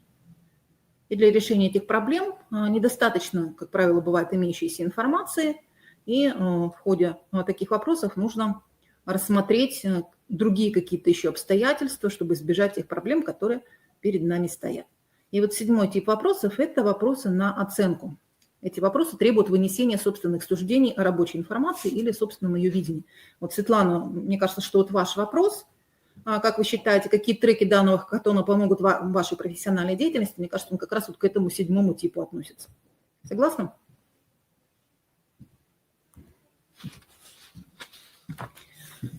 Угу. Хорошо. Итак, это были 7 типов вопросов по Блум. Вот посмотрим пример, как эти типы вопросов могут быть реализованы при анализе сказки «Репка». Вопросы на знание, да, вопросы формального уровня. Мы задаем их с целью получения какой-то фактологической информации. То есть мы задаем вопросы, кто главный герой сказки «Репка», что они делали, где дед посадил репку, кто за кем пришел и так далее. Да? А 2-й тип вопросов – вопросы на понимание для раскрытия связи между идеями, фактами, определениями или ценностями. Спрашиваем, ребят, что объединило главных героев, почему они собрались все вместе, что из этого вышло, что им помогло. А 3-й тип вопросов на применение, они дают возможность решать проблемы или более глубоко исследовать проблемы логики и рациональной деятельности, например, где еще можно применить такой подход к делу, как бы вы поступили на месте героев. 4 тип вопросов – анализ. Да? Ребята должны ответить, достаточно ли хорошо разъяснено значение того или иного события, или уже другие варианты ответов и другие обстоятельства будут объяснять их лучше и более разумно. Например, такой вопрос. Можно ли смысл сказки «Репка» выразить словами «одна голова хорошо, а 2 лучше»? 5 тип вопросов на синтез. Как еще можно вытащить репку? Что изменилось бы, если бы поменяли местами детку и мышку? И вопрос на оценку. Что объединило главных героев и почему они собрались вместе? То есть здесь уже вроде бы вопрос повторяется, но тем не менее здесь мы уже высказываем свое собственное видение, да, и оцениваем качество информации. Итак, вот такие типы вопросов мы с вами можем использовать для того, чтобы ребят заинтересовать той информацией, которую мы на уроке реализуем. Итак, стратегии и приемы. Приемы нельзя рассматривать изолированно друг от друга, поскольку в процессе работы в режиме занятия они будут между собой взаимосвязаны и взаимообусловленности. И мы можем варьировать приемы технологий в зависимости от того, какие цели мы с вами поставили, в зависимости от того, насколько готова наша аудитория, как изменяется ситуация в процессе обучения. Итак, прием «ключевые слова». На стадии вызова, да, мы определяем ключевые слова, темы, и по этим словам мы можем придумать рассказ или можем предложить ребятам, например, расставить их в определенной последовательности. А на стадии осмысления мы ищем подтверждение своим предположениям, при этом расширяя материал. И здесь нам могут помочь такие интерактивные инструменты, как интерактивный ребус, интерактивный лист, Google рисунки мы можем здесь использовать. Очень интересный прием – толстые и тонкие вопросы. Вот сейчас мы с вами вопросы по Блуму разбирали, а есть еще такая классификация вопросов – толстые и тонкие. Тонкие вопросы – это вопросы, которые требуют простого односложного ответа, типа «кто», «что», «когда», «может», «будет» ли и так далее. А толстые вопросы – это вопросы, которые требуют подробного развернутого ответа. Их в виде таблицы мы оформляем, и на стадии вызова мы их используем до изучения темы. На стадии осмысления эти вопросы могут быть использованы как способ активной фиксации вопросов по ходу чтения и слушания, и при размышлении на стадии рефлексии для демонстрации понимания пройденного. И здесь нам, конечно, помогают те сервисы, которые позволяют выстраивать опросы. Да? Это Quizzes, Quizlet, MyQuiz, Learning Cups, Google формы. Вчера мы подобные примеры рассматривали. А следующий прием – это прием кластеры. Придумал его ученый Гудлат, и вот с тех пор эта формулировка, она прижилась. То есть, по сути, это такой вот графический прием, который используется для систематизации материала. Мы выделяем смысловые единицы текста и графически их оформляем в определенном порядке. Да? То есть, по сути, получается у нас такая модель Солнечной системы. В центре звезда, наша тема, вокруг нее планеты, это крупные смысловые единицы, мы их соединяем прямой линией со звездой. У каждой планеты могут быть свои спутники, у спутника могут быть свои спутники и так далее. Да? То есть постепенно в ходе изучения темы кластер у нас разрастается и дополняется. На стадии вызова мы систематизируем информацию до знакомства с основным источником текста, может быть в виде вопросов, либо в виде заголовков смысловых блоков. Выходим на собственное целеполагание совместно с ребятами. На стадии осмысления по ходу работы с текстом вносим исправления и дополнения в те грозди, которые мы выстроили. И на стадии рефлексии исправляем неверные предположения, либо заполняем новой информацией, устанавливаем причинно-следственные связи и так далее. И здесь можно использовать сервисы, которые мы применяем для построения карт знаний, карт памяти или карт ума. Да, сервис Миндома, Bubble.us, Минмастер и другие. Очень интересный прием, который можно использовать в начале урока. Да, это прием верные и неверные утверждения, или верите ли вы. Предлагаем несколько утверждений, среди которых есть и верные, и неверные. Ребята делают предположения, и затем в ходе урока, после знакомства с основной информацией, мы свои предположения оцениваем. Верно мы предположение, либо неверно. Да? И здесь тоже можно использовать сервисы для создания анкет, опросов и тестов. Quizzes, Quizlet, MyQuiz, Learning Cups, Google формы. Прием insert предполагает, что мы во время чтения текста просим ребят делать на полях пометки. А после прочтения текста заполняется таблица. И вот разные варианты пометок могут быть. Например, галочка «Я это уже знал», плюсик «Это что-то новое», минус «Нет, я думал иначе», вопрос «Я не понял», есть вопрос и так далее. И вот различные варианты есть использования этого приема. И здесь нам помогут, например, Google документы для совместной деятельности. И после того, как мы поработали с текстом, составляется вот такая таблица, где мы вносим ту информацию, которая была нам известна, да, которая является новой, когда противоречит и так далее. Еще один интересный прием – понятийно-терминологическая карта. На стадии осмысления она используется для систематизации знаний при изучении различных понятий. В начале урока, да, на стадии вызова мы даем ребятам мини-словарик, ну, как правило, 10 определений с определениями тех понятий, которые должны быть усвоены. В группе эти понятия ребята должны усвоить, выделить совместно в них отличительные признаки, сформулировать определения своими словами и записать в группе, что получилось. И затем задаются вопросы по данным понятиям. Толстые и тонкие вопросы здесь используем. Затем предлагаем ребятам, используя эти новые понятия, составить связанный текст по предложенному жанру, например, сказку, былину, детектив и так далее, и оцениваем этот текст по определенным критериям. Здесь можно использовать сервисы, которые дают возможность работать на доске совместно, Padlet, Linode, Trello и другие. Далее у нас несколько приемов, которые предполагают заполнение таблиц в формате бортовых журналов и дневников. Вот, например, бортовой журнал. Перед чтением или иной формой изучения материала ребята записывают в первом столбике ответы на вопросы, что им уже известно по данной теме. И затем, после изучения текста, что нового я из текста узнал. И здесь можно использовать Google документы. Второй формат бортового журнала. Здесь на стадии смысла, на стадии смысловой, да, на стадии вызова мы предлагаем ребятам высказать предположение. На стадии рефлексии идет предварительное подведение итогов. Также можно использовать Google документы для создания данного бортового журнала. Дневники. Чем они отличаются от журналов? Они дают возможность увязать содержание со своим личным опытом. Вот, например, здесь двухчастный дневник. В первом столбике ребята выписывают цитаты из текста по определенному заданию, и во втором столбике дают свои комментарии, что заставило их выбрать именно эту цитату. Мы чаще используем в своей работе трехчастные дневники по второму формату, когда в первом столбике записывается цитата, во втором столбике комментарий, почему эта цитата привлекла наше внимание, и в третьем столбике комментарий по прошествии некоторого времени ответа. Также можно использовать Google документы. При сравнении нескольких аспектов или нескольких вопросов может быть использована концептуальная таблица. То есть по горизонтали располагаются категории сравнения, что мы сравниваем, по вертикали различные черты и свойства, по которым это сравнение происходит. Также можно Google таблицы здесь использовать. При работе с художественными текстами можно использовать сюжетную таблицу, кто, что, когда, зачем, где. Тоже можно в виде Google документов оформлять. Сводная таблица позволяет за короткое время описать и изучить достаточно большое количество информации. По центру записываются линии сравнения и категории сравнения, которые можно выделить, например, до текста и после прочтения текста. В любой форме информация может быть представлена. Это могут быть и понятия, и ключевые слова, и рисунки, вопросы, цитаты и так далее. Тоже Google документы здесь можно использовать.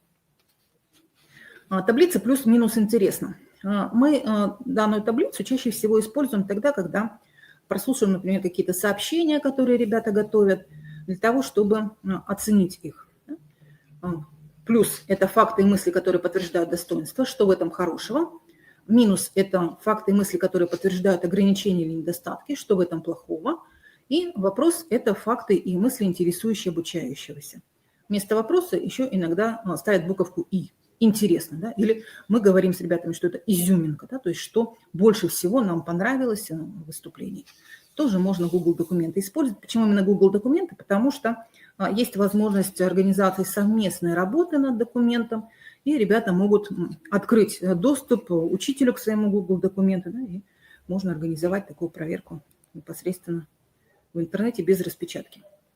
Таблица ЗХУ. Предложила ее Донна Огл. Наверняка многие из вас ее используют. Первый столбик З, что мы уже знаем по этой теме, да, на стадии вызова ее заполняем. Х, что мы хотим узнать, но тоже на стадии вызова можно ее заполнять. И У, что мы узнали, что нам осталось узнать, это мы заполняем уже на стадии рефлексии. И вторая часть, вот эта вот категория информации, которыми намерены нам воспользоваться, и источники информации, которыми мы воспользовались. Дальше еще несколько приемов, которые в графической форме представляются, например, дерево предсказаний. Мы строим дерево, да, ствол дерева – это наша тема, ветви – это предположения, которые ведутся по двум основным направлениям, возможно и вероятно, при этом количество ветвей не ограничивается, а листья – это обоснование этих предположений, аргументы в пользу того или иного мнения. Ну, понятно уже, да, что мы это делаем на стадии вызова, и затем на стадии рефлексии мы возвращаемся к нашим предсказаниям и проверяем, насколько они были верными. И здесь можно использовать сервисы для создания ментальных карт. Мидмастер, Бабл-Ус, Индома. Похожий прием – это причинная карта, но здесь есть уже взаимосвязи причинно-следственные. Это графическая схема, на которой мы отображаем проблему и факторы, которые на нее влияют.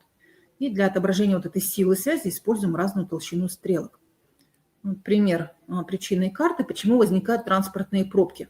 Потому что возрастает число автомобилей, растет число грузовиков, растет число дорог, да, возрастает количество происшествий и так далее. Да. Почему происшествия происходят? Потому что какие-то природные факторы действуют и так далее.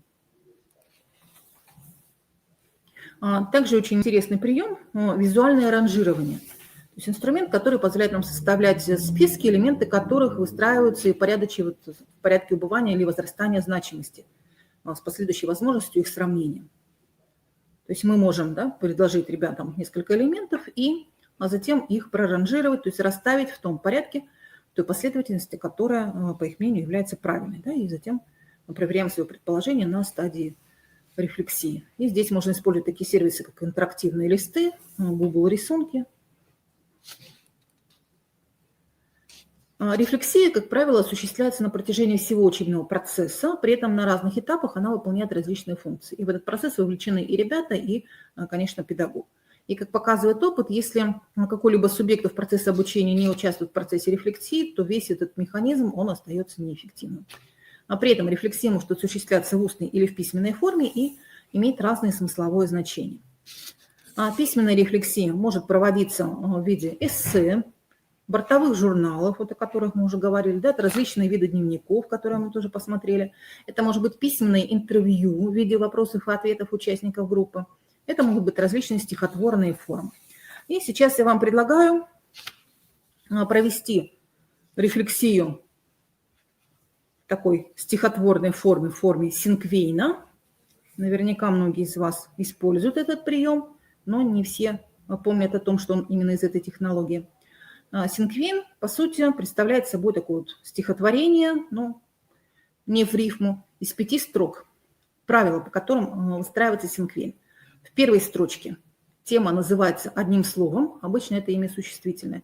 Вторая строчка – это описание темы в 2 словах, 2 прилагательных.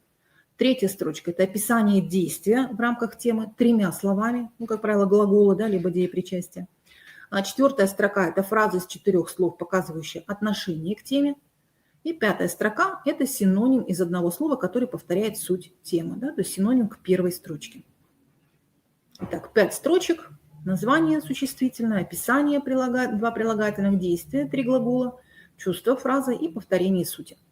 И вот на следующем слайде представлены несколько примеров синквейнов. Например, каникулы. Долгожданные, но недолгие. Планируешь, предполагаешь, не успеваешь. Но почему хорошие так быстротечно? Чувство, да? И мгновение. Синоним к слову каникулы. Вполне возможно. Учитель. Душевный, открытый, любящий, ищущий, думающий. Много идей, мало времени. Призвание. Итак, коллеги, я предлагаю вам свой синквейн составить, может быть, на тему нашего хакатона, либо по теме нашего трека про технологию критического мышления. Вот еще раз правила открою. Итак, 5 строчек.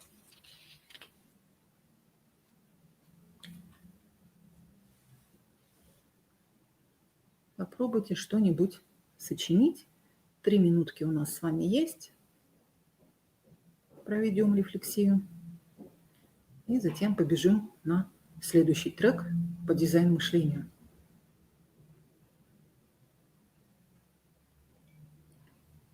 Так, вот хакатон пошел.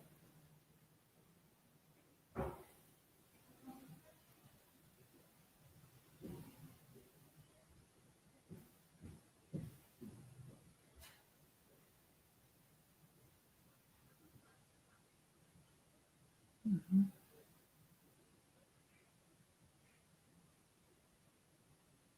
Коллеги, а давайте мы с вами разделимся по строчкам. Вот Светлана, по-моему, да, писала хакатон. Давайте про хакатон сочиним. Итак, первая строчка, пусть у нас будет хакатон. Светлана, еще раз ее воспроизведите. Далее, коллеги, два прилагательных к хакатону. Далее кто-то подключается. 3 глагола, описание действия. Так, хорошо. Дистанционный и еще молодежный. Хорошо. Итак, хакатон дистанционный, молодежный, либо вариант интересный, полезный. Хорошо. Теперь 3 глагола. Описание действия в рамках этой темы. Какие будут предложения? Учит, развивает, сближает. Замечательно. Угу. Вот Анастасия нам уже предложила очень хороший синквейн по теме хакатона. Анастасия, если вы не против, мы разместим ваш синквейн на сайте хакатона. И сейчас еще какой-нибудь наш совместный продукт. Итак, коллеги, третья строчка. 3 глагола про хакатон. Вот у нас вариант уже есть, предложен Анастасией. Учит, развивает, сближает. Еще какие могут быть варианты?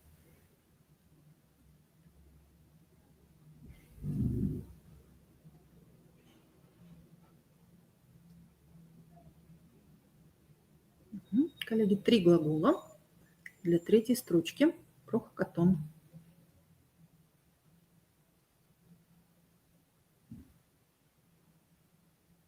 Вы можете не только про сам хакатон, да, вы можете про свое отношение к этому хакатону, как вы в нем участвуете. Помогает знакомить, дополняет. Замечательно, Татьяна. Спасибо. Так, ну, 2 варианта у нас уже есть, 3 глаголов. Давайте теперь на 4 строчке поработаем.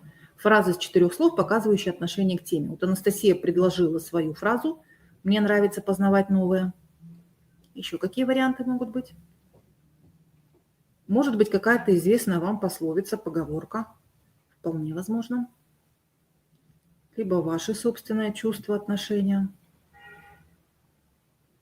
4 слова.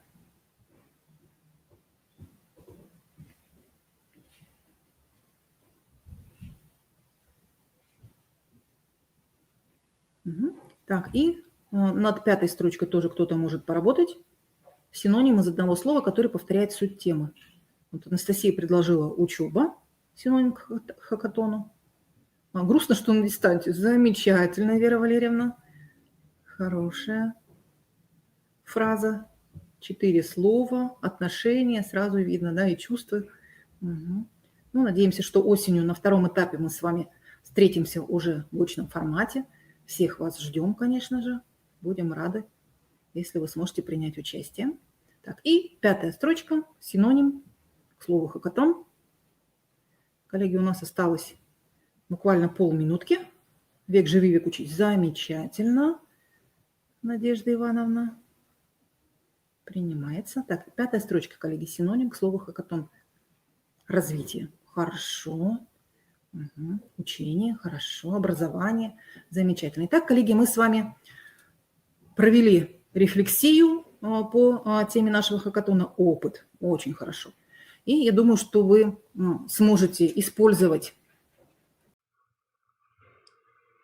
Последнее наше сегодняшнее выступление посвящено программным документам, а точнее внесению изменений в основную образовательную программу, которые необходимы стали в связи с введением компонента функциональной грамотности. И в этом нам поможет Савиных Галина Петровна, которая расскажет, является экспертом-методистом экспертного бюро про сегмент, которая конкретно на конкретных примерах расскажет вам, каким образом необходимо вносить изменения в основную образовательную программу, и, коллеги, поможет нам такой вот провести практикоориентированный мастер-класс, не боюсь этого слова. Договориться нужно о понятиях и вспомнить, как определяют функциональную грамотность те ученые, которые ведут, курируют соответствующие проекты на уровне Министерства просвещения Российской Федерации. Команда Галины Сергеевны Ковалевой, в частности, придерживается определения функциональной грамотности, предложенного Леонтьевым. Суть определения в том, что функциональная грамотность – это способность использовать знания, умения и способы действия при решении широкого круга жизненных задач. Функциональная грамотность обнаруживает себя в ситуациях, не похожих на те знания, которые традиционно напитывали учебные задания учебное занятие в наших школах. Но если очень коротко перевести вот это определение на бытовой язык, то функциональная грамотность – это способность функционировать в обществе, применяя знания, полученные на уроках, в неурочной деятельности, то есть знания, полученные в процессе учебы. Понятно, что у слова «грамотность» и словосочетание «функциональная грамотность» достаточно большая история. Принято считать, что это понятие введено было ЮНЕСКО в 1957 году. Вы помните, что конец 60-х, 70-е годы прошлого века – это время активных заявлений, время активных экспертных обсуждений того, что школа дает образование, не востребованное в жизни. Как раз-таки в это время начали складываться первые практики, даже первые идеи, пока не практики, первые идеи компетентностного подхода в образовании. И вот один из идеологов, один из основателей компетентностного подхода Джон Равен, он как раз-таки свои труды по тому, что такое компетенция, компетентность, начал издавать в 70-х годах прошлого века. Ну и толчком, как вы понимаете, к компетентностному подходу послужила общемировая, давайте скажем, мировая потребность перевести образование в практическое русло, сделать знания и навыки, получаемые школьниками в процессе учебы, их ресурсом для последующей активной социализации, но и в то же время ресурсом для саморазвития уже в ходе школьного обучения. То есть мы как бы сегодня работаем с понятием, у которого большая предыстория.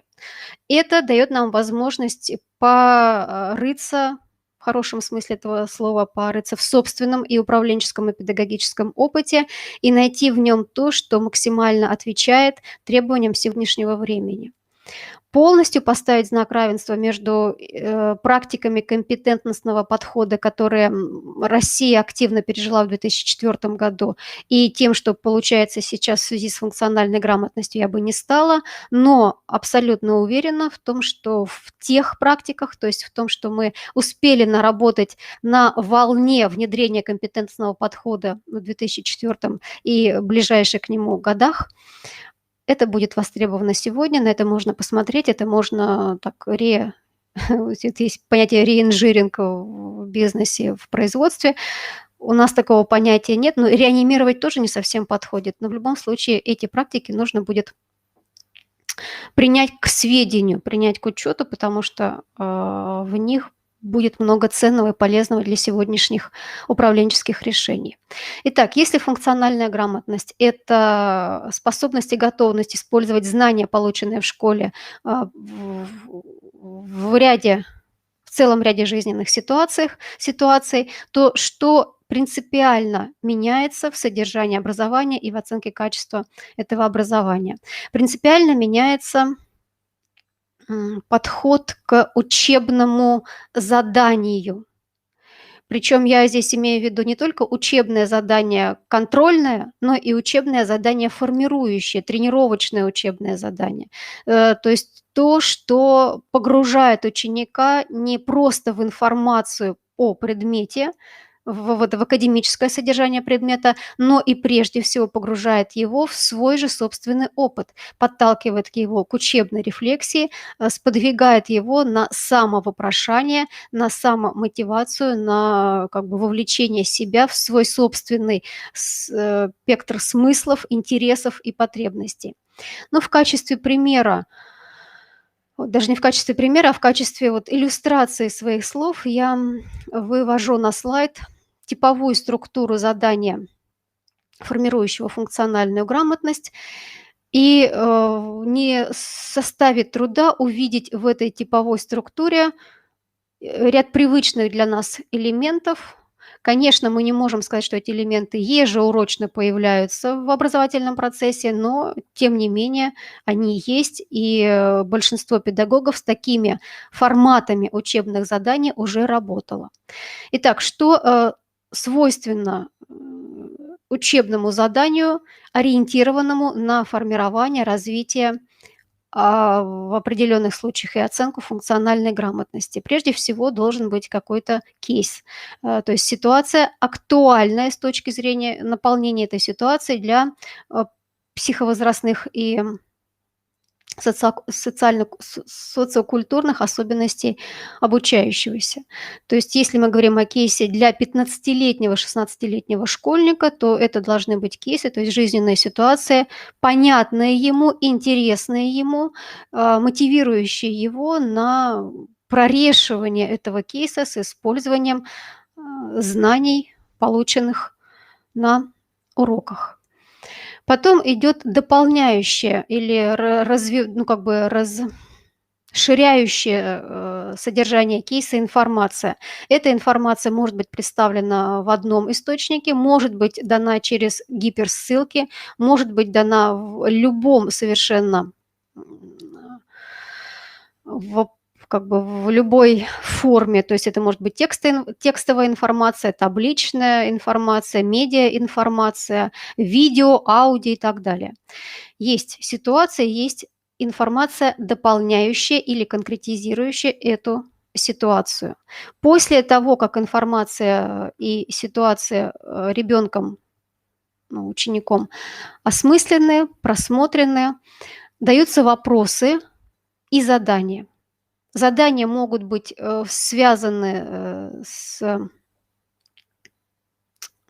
То есть задания разные, задания уровневые. Есть задания, которые обязывают ученика искать информацию в тексте, то есть заниматься репродуктивной этой информацией, восстанавливать информацию. Есть задания, которые обязывают информацию переносить в другие контексты смысловые, ну и есть задания креативные, рассчитанные на инициативу ученика. Как правило, это открытые ответы по заданию, и более того, это задание инициативы, когда ученика просят что-то предложить, какую-то версию, может быть, даже в предложении этой версии пообщаться с цифровым партнером и договориться о взаимной инициативе, ее последующем применении. То есть обратите внимание, коллеги, что нет в ПИЗе и, соответственно, в опыте, который мы будем транслировать под шапкой функциональной грамотности, нет простых тестов, нет простых контрольных, то есть нет просто заданий, выбери правильный ответ, реши задачу, придумай там заглавие и так далее. Всегда то или иное задание вплетено в конкретную, жизненно важную для ученика ситуацию. В этом принципиальное отличие заданий, способствующих формированию функциональной грамотности, как бы нацеленных на формирование функциональной грамотности, от традиционных заданий, которые практикуются в наших школах. И, кстати, что хочу подчеркнуть. Когда мы говорим о функциональной грамотности, у нас постоянно будет рядом звучать или там, не знаю, реализовываться мысленно или фактически понятие метапредметные образовательные результаты.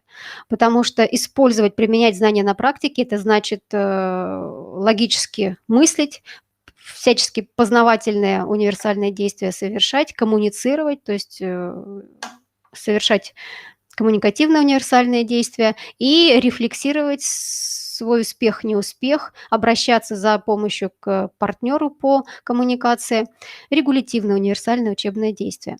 Так вот, в чем принципиальное отличие заданий, формирующих или развивающих метапредметные результаты от заданий, формирующих функциональную грамотность?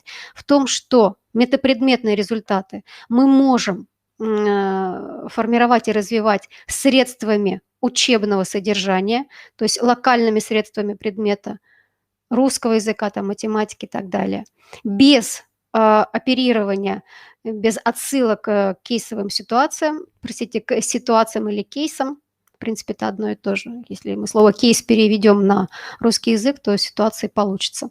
Так вот, метапредмет мы можем делать внутри предмета, без межпредметных связей. Это реалистично, конечно, не так это эффективно, как хотелось бы, но это реалистично. А вот функциональную грамотность мы не можем формировать средствами только одного предмета. Мы обязаны выходить на кейс, имеющий межпредметное содержание. И по возможности сами задания формировать так, чтобы ученики в ответе на эти задания получали, то есть обращались к межпредметной информации. То есть наличие кейса и обязательность межпредметных связей – это атрибут учебных заданий и формирующих, и контрольных, направленных на формирование и развитие функциональной грамотности. Если мы это понимаем, и понимают наши педагоги, то мы можем перекинуть мост смысловой и задаться вопросом, а зачем вообще это надо, какая польза, действительно ли есть польза от усилий педагогических коллективов по корректировке содержания основных образовательных программ в направлении функциональной грамотности. Эта польза действительно есть, и если сегодняшний педагог думает о будущем своих учеников, отсроченном будущем, то он поймет, что функциональная грамотность – это условие успешности будущего потребителя, условием его функционирования в обществе с поведенческой экономикой. Напомню, что в 2020 году Нобелевская премия по экономике была вручена именно за исследования по поведенческой экономике, то есть по тому, как продать товар, произвести, во-первых, товар нужный потребителю, а потом реализовать этот товар, используя поведенческие маркеры потребителей как основного интересанта производства, бизнеса и маркетинга в целом.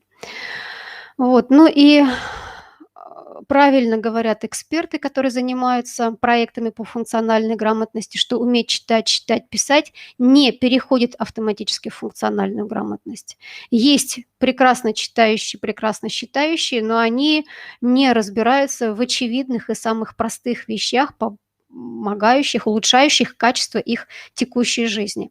Вот. И такой пример расхожий как можно отличить функционально грамотного человека от функционально неграмотного, и то, что функционально неграмотный не читает звездочки, то есть не читает информацию со звездочками во всяких договорах, там, актах и так далее. Так вот, тесты ПИЗа, в принципе, во множественном числе давайте говорить, они как раз-таки про эти звездочки, они как раз-таки всегда погружают ученика в не в обычную учебную ситуацию, в алгоритмизированную, академически простроенную, просчитанную, объясненную педагогом, а в ситуацию реальной жизни. Вот, смоделированную таким образом, что эта ситуация, может быть, если не сейчас уже с учеником случилась, то случится в ближайшее время.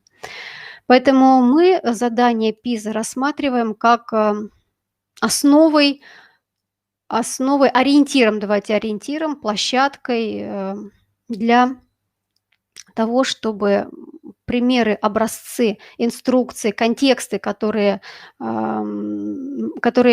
проверяют диагностирует у учеников функциональную грамотность, сделать примерами, образцами и контекстами учебных заданий, тренирующих функциональную грамотность.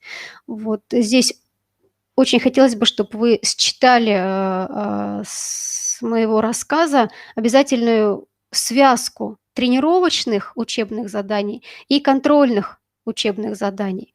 Говоря о функциональной грамотности, мы не можем остановиться только на контрольных заданиях. Вот.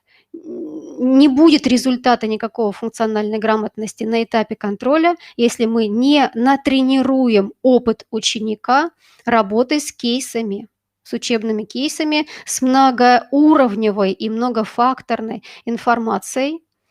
Если этого опыта не сложится, то ученик не будет успешен на заданиях образца ПИЗа для школ или, как сейчас иногда говорят, ПИЗа-подобных заданиях. Соответственно, компонент функциональной грамотности его введения имеет два канала, как бы два обязательных пути, параллельно идущих, а лучше как бы входящих друг в друга. Это путь формирования тренировок, наращивания опыта и путь непосредственного контроля. О контроле я буду говорить, о тренировках говорить я буду меньше, потому что здесь аспект больше педагогический, нежели управленческий. Но я думаю, что у вас вот этот аспект тренировок, аспект формирования, он вычленится из той схемы управления процессом ведения функциональной грамотности, которую я попытаюсь и уже начинаю, собственно, излагать.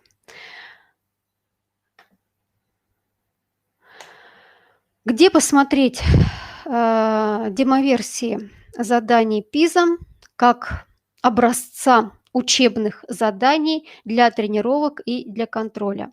Я уже говорила, что лидером в этом направлении на сегодняшний день является Центр оценки качества образования Института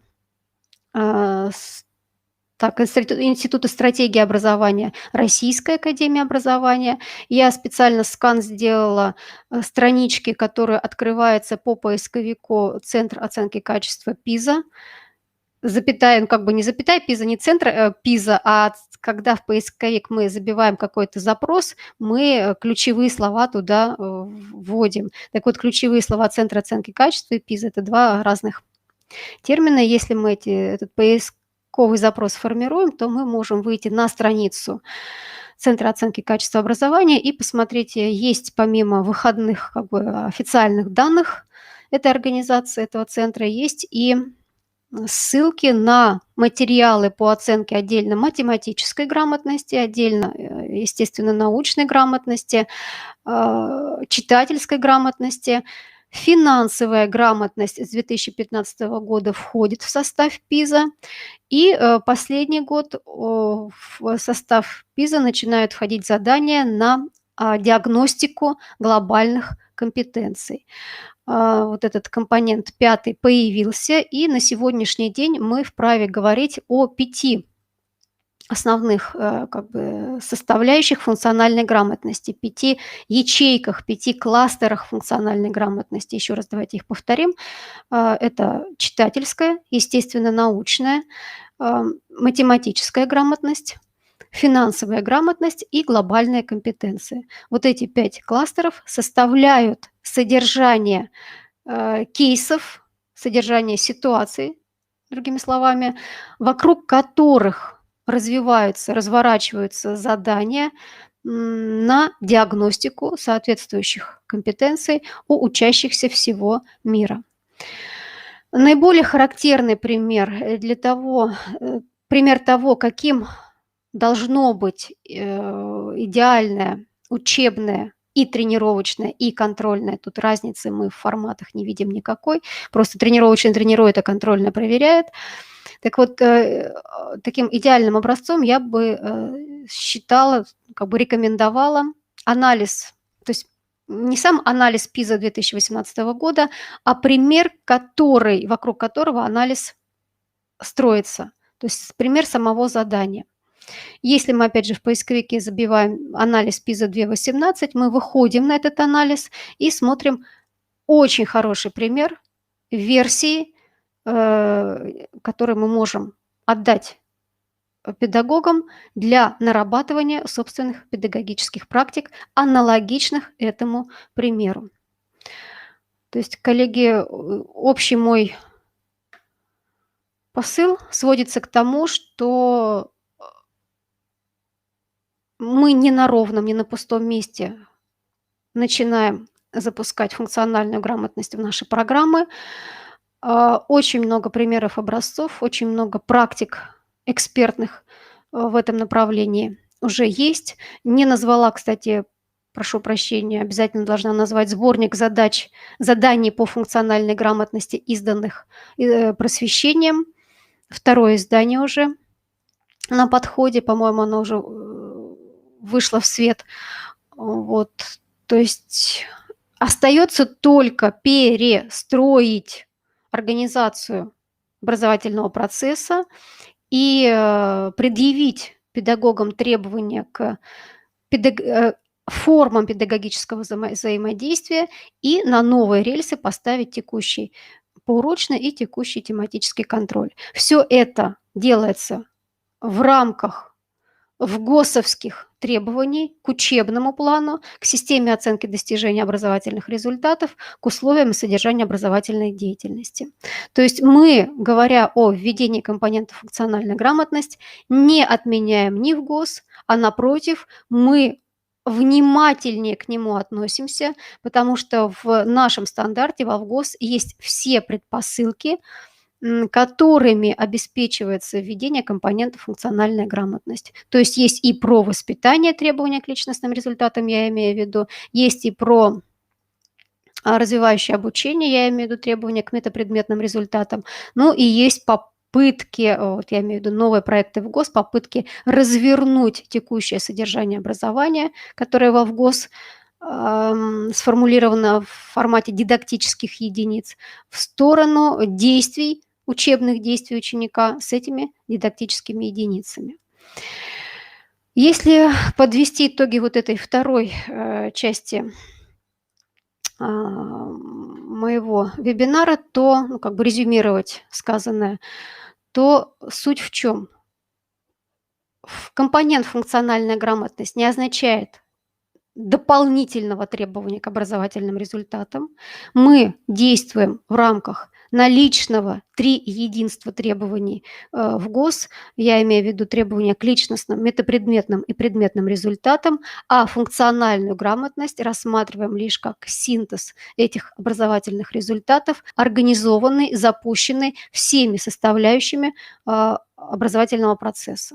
То есть если мы до функциональной грамотности, сейчас в кавычках говорю, могли позволить себе игнорировать метапредметные результаты, игнорировать воспитывающее обучение и каким-то образом вытаскивать имидж школы за качество подготовки к ЕГЭ, например, то есть качество сугубо предметного наполнения образовательных программ, то как только мы заявляем введение компонента функциональной грамотности, мы игнорировать это все уже не можем. То есть мы не можем сделать функционально грамотным человека, не мотивированного, не интересующегося окружающим миром, не инициирующего познавательную свою активность и не способного заставить, по-хорошему, наверное, заставить себя критически мыслить, креативно подходить к решению задач. А все, что я сейчас сказала, это есть часть воспитывающего обучения. То есть мы кстати, очень важно, вслед за учеными Российской академии образования, разработчиками примерной рабочей программы воспитания, показываем, воспитывать надо на уроке по максимуму. А внешкольный досуг, внеурочная деятельность внутриобразовательных программ – это лишь усилители того воспитания, которое дает педагог-предметник прежде всего. То есть вот что важно понимать.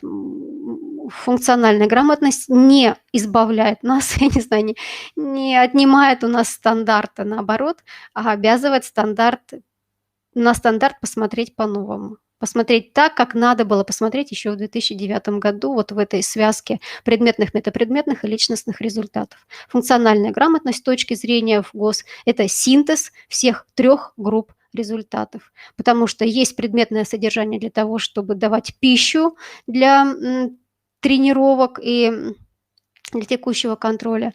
Есть требования к личностным результатам, чтобы донести эти требования до ученика и сделать его субъектом своей собственной активности и источником мотивации познавательной. И есть метапредметные результаты, которые суть способы действий с предметным содержанием.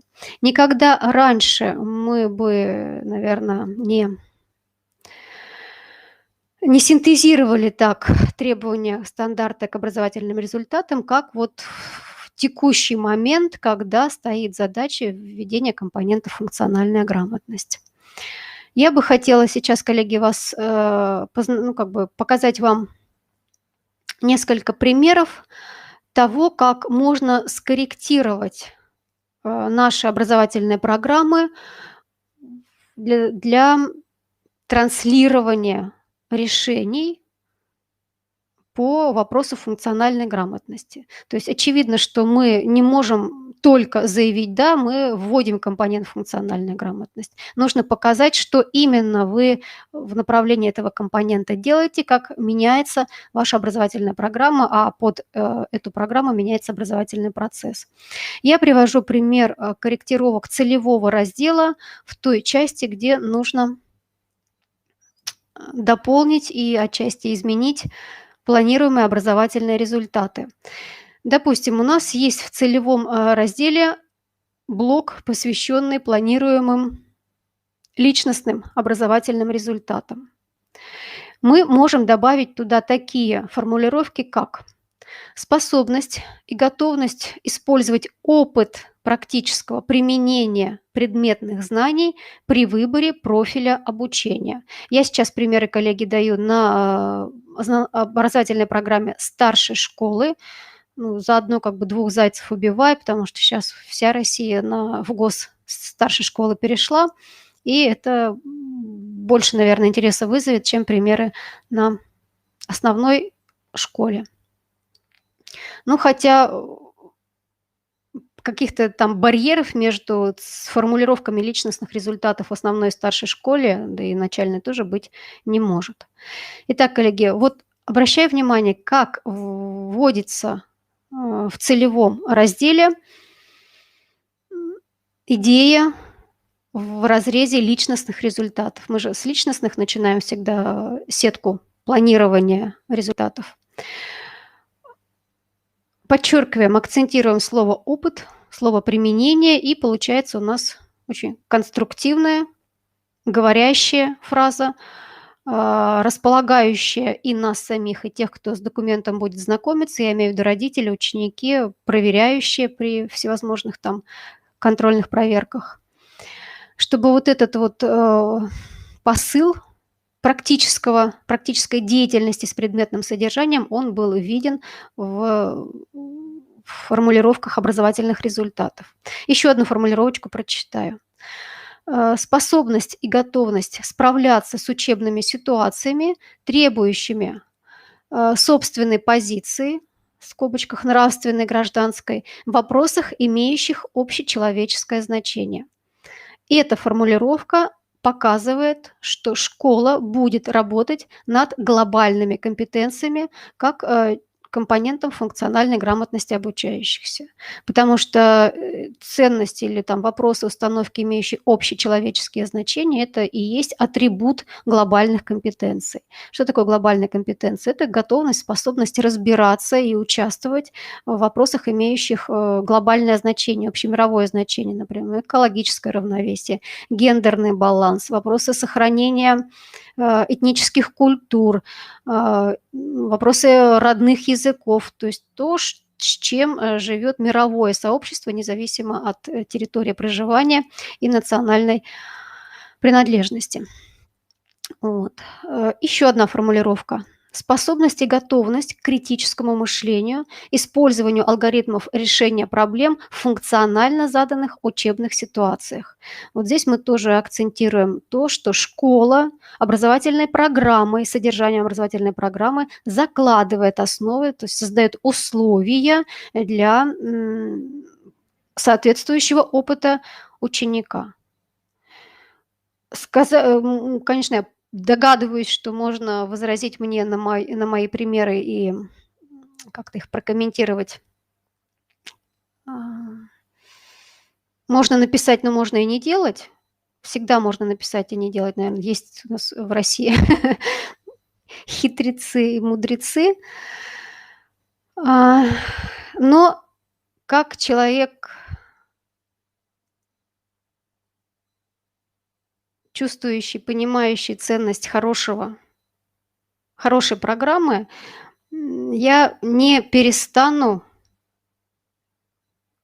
настаивать на правильных формулировках образовательных результатов, потому что вот это сам процесс формулирования, продумывания, лучше группового, коллективного продумывания образовательного результата, есть энергия, с которой этот результат будет реализовываться в образовательном процессе. Пока мы не осознали, не поняли образовательного результата, пока мы сами не прочувствовали, к какому берегу нужно плыть, и вот это чувство не изложили в формулировке планируемого результата целевого раздела основной образовательной программы, вряд ли появится энергия управленческая, педагогическая, которая поможет школе не просто написать, а именно сделать условия, создать условия для формирования функциональной грамотности ученика. Если вы просто перепишете откуда-то целевой раздел с красивыми формулировками, не прожив, не осознав перемен, они обязательно осознаются, если над формулировками поработать, перемен в педагогическом взаимодействии, в текущем контроле, в промежуточной аттестации, то тогда бумага останется бумагой. Никаких конкретных дел,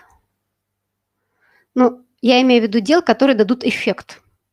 Опять же, конкретные дела можно всегда в формате фотоотчета себе позволить, и их может быть очень много, они могут быть очень имиджевые и даже очень в широком контексте заявлены, но эффекты для ученика не случится. Если педагог не задумался изнутри, из своего профессионального эго, из своего профессионального кредо над тем, как же поменяется образовательный процесс, как поменяется формат учебных заданий, с которыми он выходит к ученику, для того, чтобы этот ученик имел опыт работы с пизоподобным контентом. Еще формулировки, коллеги, есть, я их уже не зачитываю. Я хочу просто вас сразу сориентировать на... Так, перескочила очень быстро. На то, что помимо целевого раздела основной образовательной программы мы вносим корректировки во все остальные разделы, но они будут касаться той логики образовательного результата, который будет спланирован и размещен в целевом разделе. Если мы, например, как вот я в предыдущем случае формулировочку читала про глобальные компетенции, заявили результат, связанный с глобальными компетенциями в целевом разделе, значит, у нас в содержании должен появиться ответ на это заявление. Где он может появиться? Он может появиться в рабочей программе по обществознанию или по праву, или по истории. Он может появиться в рабочей программе по МХК даже, поскольку вот эта вот международная художественная культура, она весьма способствует развитию ученика, такого глобального мышления, представления о культуре, многообразии национальных культур. Кстати, толерантность сюда же мы можем присовокупить как воспитательный эффект международной художественной культуры. То есть суть в чем? В том, что мы сначала продумываем результат, смотря на то содержание, которое диктует нам Министерство образования, Центр оценки качества образования, региональные институты могут это содержание уже в адаптированном несколько виде диктовать. Мы смотрим на этот контент, мы формулируем результат в целевом разделе, а в содержательном разделе показываем ответ на этот результат. То есть ответ на это заявление, как я сказала. Ответ должен лежать в одной или нескольких рабочих программах, размещенных в содержательном разделе. Маркировка тех ответов на заявления, пример которых я вам показываю, может быть, может не быть, но главное, то я имею в виду, там вы специальный знак поставили, цветом выделили, в пояснительной записке аннотировали вот такие-то дополняющие компоненты в рабочую программу, или просто развернули уже имеющееся содержание в сторону функциональной грамотности. Это более чем возможно, и даже это целесообразнее, чем придумать что-то новое, потому что уже есть содержание. Мы не меняем содержание, еще раз подчеркиваю, не меняется содержание преподавания, не меняется содержание учебного предмета. Это содержание только разворачивается в сторону опыта ученика, работы с кейсом, работы с многомерной и многоформатной информацией. Вот. Поэтому задание, которое я чуть позже покажу, как можно сформулировать педагогам, и даст ту почву для ответов на заявления, которая нужна, чтобы связать новизну формулировок в целевом разделе с содержательным разделом основных образовательных программ. Еще что может измениться в образовательных программах в связи с введением компонента «функциональная грамотность». Если у нас есть заявление, я имею в виду целевой раздел, мы ответили содержанием на это заявление, можно, то есть не можно, а нужно ответить себе на вопрос в связи с изменением содержания, с разворотом или дополнением содержания, появятся ли изменения в составе учебного плана и плана внеурочной деятельности. Я уже перехожу в организационный раздел. Ответ на этот вопрос может быть и да, и нет. Если да, то такие изменения могут быть связаны с увеличением количества часов на отдельные учебные предметы. Например, если мы делаем ставку на обществознание как на площадку формирования, развития глобальных компетенций учеников, то мы можем позволить себе под эту задачу, под этот направление развития школы увеличение часов на обществознание. Значит, у вас появляются изменения в учебном плане, и вы их аннотируете в пояснительной записке и можете новостные какие-то поводы, информационные поводы для размещения на сайте сделать. Можно не увеличивать количество часов, но в любом случае можно не увеличивать количество часов на обществознание, а ввести курс по выбору, например, с финансовой грамотностью. Курс по финансовой грамотности как ответ на заявление о соответствующем планируемом результате, который вы показали в целевом разделе основной образовательной программы. Может курс по выбору касаться и глобальных компетенций. Я пока не готова предложить какую-то формулировку, потому что здесь курс все-таки межпредметный, там думаю, что блок будет вести, например, педагог обществознания, блок будет вести педагог МХК, блок будет вести учитель литературы. Вот. То есть, в любом случае изменения появляются в организационном разделе тоже.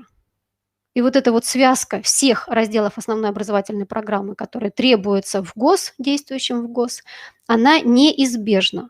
Сначала мы грамотно формулируем новый результат. Не новый с точки зрения предметной, метапредметной, а новый с точки зрения синтеза предмета и универсальных учебных действий предмета и воспитывающих эффектов.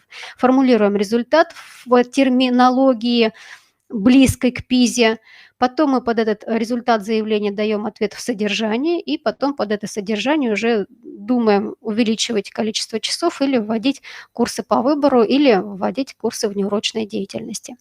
Вот эта логика, она, я думаю, понятна, доступна в исполнении, и это та наша с вами практическая почва, на которой мы будем работать, отчитываясь или инициируя введение компонента «функциональная грамотность». В системе результатов по ФГОС функциональная грамотность, как я уже сказала, это не 4, 5, 25 результат, это синтез знаний, навыков, мотивации и опыта. И вот все, что я сказала в связи с предыдущими слайдами, я обобщаю в некой схеме, не таблица, это, конечно, все-таки рисунок больше, где в центре я размещаю как раз-таки вот этот тезис о функциональной грамотности как синтезе знаний, навыков, мотивации и опыта. И дальше в ячейках размещаю отсылки к каждому из видов образовательных результатов, к которым школа уже на сегодняшний день адаптирована и с которыми умеет работать. Еще раз пройдемся по нашим ВГОСовским образовательным результатам в связи с функциональной грамотностью. Личностные результаты. У нас 5 групп личностных результатов, 5 основных групп. Это российская гражданская идентичность, смыслообразование, нравственная этическая ориентация, готовность к выбору профиля, уважение к труду, здоровье и экологически безопасное поведение, толерантность и поликультурный опыт. Вот эти 5 групп личностных результатов, они что дают функциональной грамотности? Они обеспечивают мотивацию, ответственность за востребованность предметных знаний и навыков. То есть мы через воспитание, через программы воспитания, опять же, никуда ходить далеко не будем, у нас все уже в структуре нашей основной образовательной программы есть. Просто мы разворот делаем имеющихся мероприятий в сторону ответственности ученика за практическое применение знаний, которые он получит. Мы прививаем программами воспитания опыт работы в кейсах, опыт работы с многомерной информацией, опыт работы в группах. И через групповую работу всего, что связано с регулятивными ОУД, коммуникативными и познавательными. То есть ответственность за то, что из школы ученик вынесет не мертвый сосуд, который оставит за порогами там, кабинеты за порогами, за крыльцом школы, да, а он вынесет целый багаж инструментов, способности своей собственной, инсайтов, рефлексивного опыта, опыта коммуникации, который ему потребуется обучение в ВУЗе, в среднем специальном учебном заведении, в работе, в дальнейшей жизненной карьере, в социализации, одним словом. Итак, личностные результаты формируют ответственность и закладывают основы отношения к себе как источнику практической пользы, источнику успеха. Метапредметные результаты, они, как вы понимаете, отрабатываются программами формирования и развития универсальных учебных действий. Они дают способы действий с предметным содержанием. То есть у ученика формируется то, что мы прекрасно в терминах знаем. Познавательные УД, всевозможные логические операции, владение знаково-символическими средствами, ИКТ, компетентности. Вот, регулятивные УД, коммуникативные УД. Это для того, чтобы установка на личную ответственность не попала на пустоту на какую-то, а попала на оспособленную ученическую деятельность. Что значит оспособленность? Значит, у ученика есть понимание того, что он оперирует логическими операциями, он знает, что такое синтез, анализ, дедукция, индукция, он знает, что такое знаково-символические средства, и он приучен работать с кейсами и желательно работать с кейсами в группах. Это через программу развития универсальных учебных действий. Вот, коллеги, я уже вам показала связку 3 основных блоков содержательного раздела основной образовательной программы. Блок воспитания, блок программа формирования и развития ОУД, ну и, собственно, рабочие программы по предмету. Я неоднократно в своих вебинарах показывала, и сейчас еще раз повторю, что вот эти воспитательные и метапредметные блоки основной образовательной программы, они вырастают из рабочих программ по предметам. Не может в программе воспитания или в программе развития ОУД появиться то, что не лежит уже темой или часом в рабочей программе по предмету. Потому что у нас, по курсу внеурочной деятельности, у нас только 2 ресурса с часами. Это учебный план внеурочной деятельности. И только на эти 2 ресурса с часами, которые перетекают в рабочие программы, содержанием перетекают в рабочие программы, только на эти 2 ресурса мы и можем опираться, вводя все, что угодно, в том числе вводя компонент функциональная грамотность. Я надеюсь, что это понятный тезис. Очень не хотелось бы, чтобы вы вступая вот на этот путь введения компонента функциональной грамотности, придумывали новые документы, новые бумаги. Этого делать ни в коем случае нельзя. Это неправильно будет совершенно с точки зрения управления и стратегирования. У нас структура основной образовательной программы не поменяется. Единицы, которыми мы документируем деятельность по функциональной грамотности, они останутся прежними. И вот связка ключевых единиц, я ее уже назвала. Это рабочая программа по предмету, это программа воспитания и программа формирования развития универсальных учебных действий. Все здесь. Ничего лишнего появляться не должно, потому что вам не дадут лишних часов. Никто вам не оплатит лишние часы, но если только вы какой-то грант или целевую субсидию, грант не выиграете, целевую субсидию не получите. Как правило, этого, в большинстве массовом исполнении этого не будет, поэтому мы основываемся на том, что есть часы учебного плана и плана внеурочной деятельности, и, соответственно, мы не ходим за рамки основной образовательной программы. Ну и в усилении вот этого триединства рабочая программа, программа воспитания, программа ОУД, мы что должны сказать? Что предметные результаты, они остаются генератором всевозможной активности учеников. То есть мы не можем опыт ученика на пустом месте выращивать, мы опыт ученика выращиваем на содержание учебных предметов. И главное, что от нас требуется сегодня, это максимально стереть границы предметов и организовать ученику межпредметный опыт. Это могут быть межпредметные погружения разовые, мероприятийные погружения, когда объединяются педагоги нескольких предметов и устраивают вот такое событие образовательное на межпредметной основе. Это могут быть регулярные межпредметные внеурочные курсы. Это могут быть проекты исследовательские, то есть проекты или учебные исследования, которые делают ученики в обязательном порядке на уровне старшей школы, ну и в рекомендательном порядке, в пропедевтическом таком порядке на уровне начальной и основной школы. И отмечу, коллеги, что проектная деятельность создает условия для реализации осознанной рефлексии, востребованной деятельности. То есть очень нужно сейчас по-новому посмотреть на ресурс проектов ученических. Вот совсем недавно, буквально вчера, с коллегой общались, и она говорит, была в одной школе, экспертировала там определенные вещи, и вижу, что в школе есть выставлен проект, название проекта «Индия». Как может проект называться «Индия»? Индия – это Индия, а проект – это назвать проект можно только, правильно назвать проект, значит назвать то действие, тот субъективно значимый результат, который может быть связан с Индией в большей или меньшей степени, но это точно не Индия. Это может быть, например, организация праздника для младших школьников на тематическом материале, связанном там с какой-то, не знаю, с буддизмом, условно говоря, хотя буддизм младшие школьники вряд ли.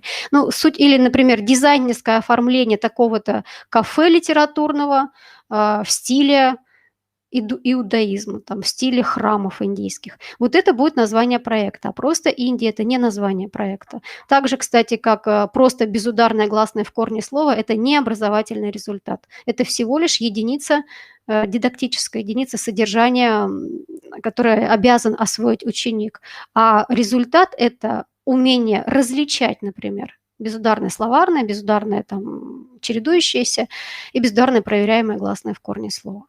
И вот этот вот разворот содержания в субъектную позицию ученика, умение так подать ему его же собственную ответственность, его же собственную способность, и есть та ближайшая задача, которую мы вместе с педагогами будем решать, вводя компонент функциональная грамотность.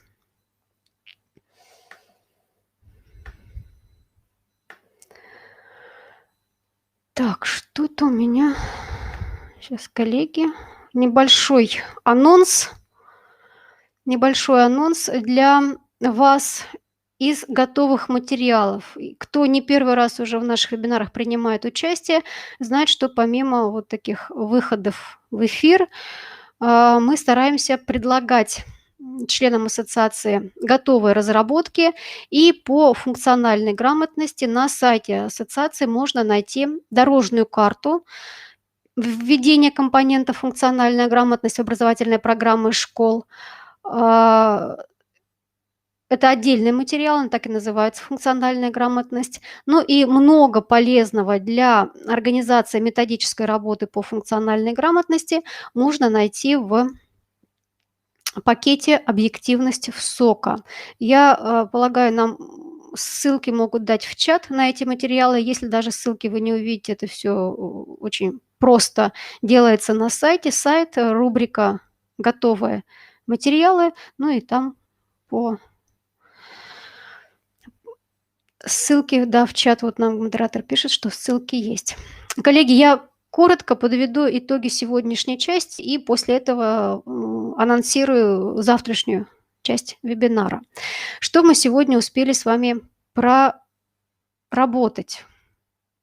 Ну, как минимум услышали, что вы услышали, что я хотела до вас донести, не знаю, услышали или нет, надеюсь, что да.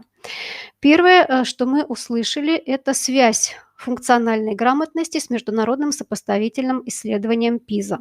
То есть мы озадачиваемся сейчас вопросом функциональной грамотности именно потому, что есть государственная задача, она заложена в нацпроекте образования, задача войти в топ-10 стран по результатам международных сопоставительных исследований. Ну и поскольку ПИЗа одно из ведущих международных сопоставительных исследований, а формат ПИЗы – это формат, основанный на диагностике функциональной грамотности, то и появляется вот такая федерально емкая политика, связанная с введением компонентов функциональной грамотности. Это первое. ПИЗа и функциональная грамотность – это рядоположенные понятия, которые в абсолютно единой, в целостной увязке нужно переносить в управленческую практику. Второе, что я пыталась донести, это то, что функциональная грамотность органична для содержания образовательных программ и структуры образовательных программ, разработанных по ВГОС. Функциональная грамотность не разрушает, а наоборот увеличивает ресурсность триединых требований ГОС к личностным, метапредметным и предметным результатам. Можно вполне говорить, что функциональная грамотность – это синтезирующий образовательный результат, основанный на воспитательных эффектах, формирования метапредметных результатах и новом подходе к организации предметного обучения, где результатом признается не обычная академическая единица, а учебное действие ученика с этой академической единицей. То есть вот это второй тезис о связи, о единстве функциональной грамотности с действующей на сегодняшний день структурой и содержанием образовательных программ. И третий момент, который я в сегодняшней части вебинара озвучивала, он о неразрывности, о параллельности формирующей и контрольной опций компонентов функциональной грамотности. То есть, когда мы говорим о введении функциональной грамотности, это не означает, что мы только изменим практики оценки, практики контроля. Вовсе нет.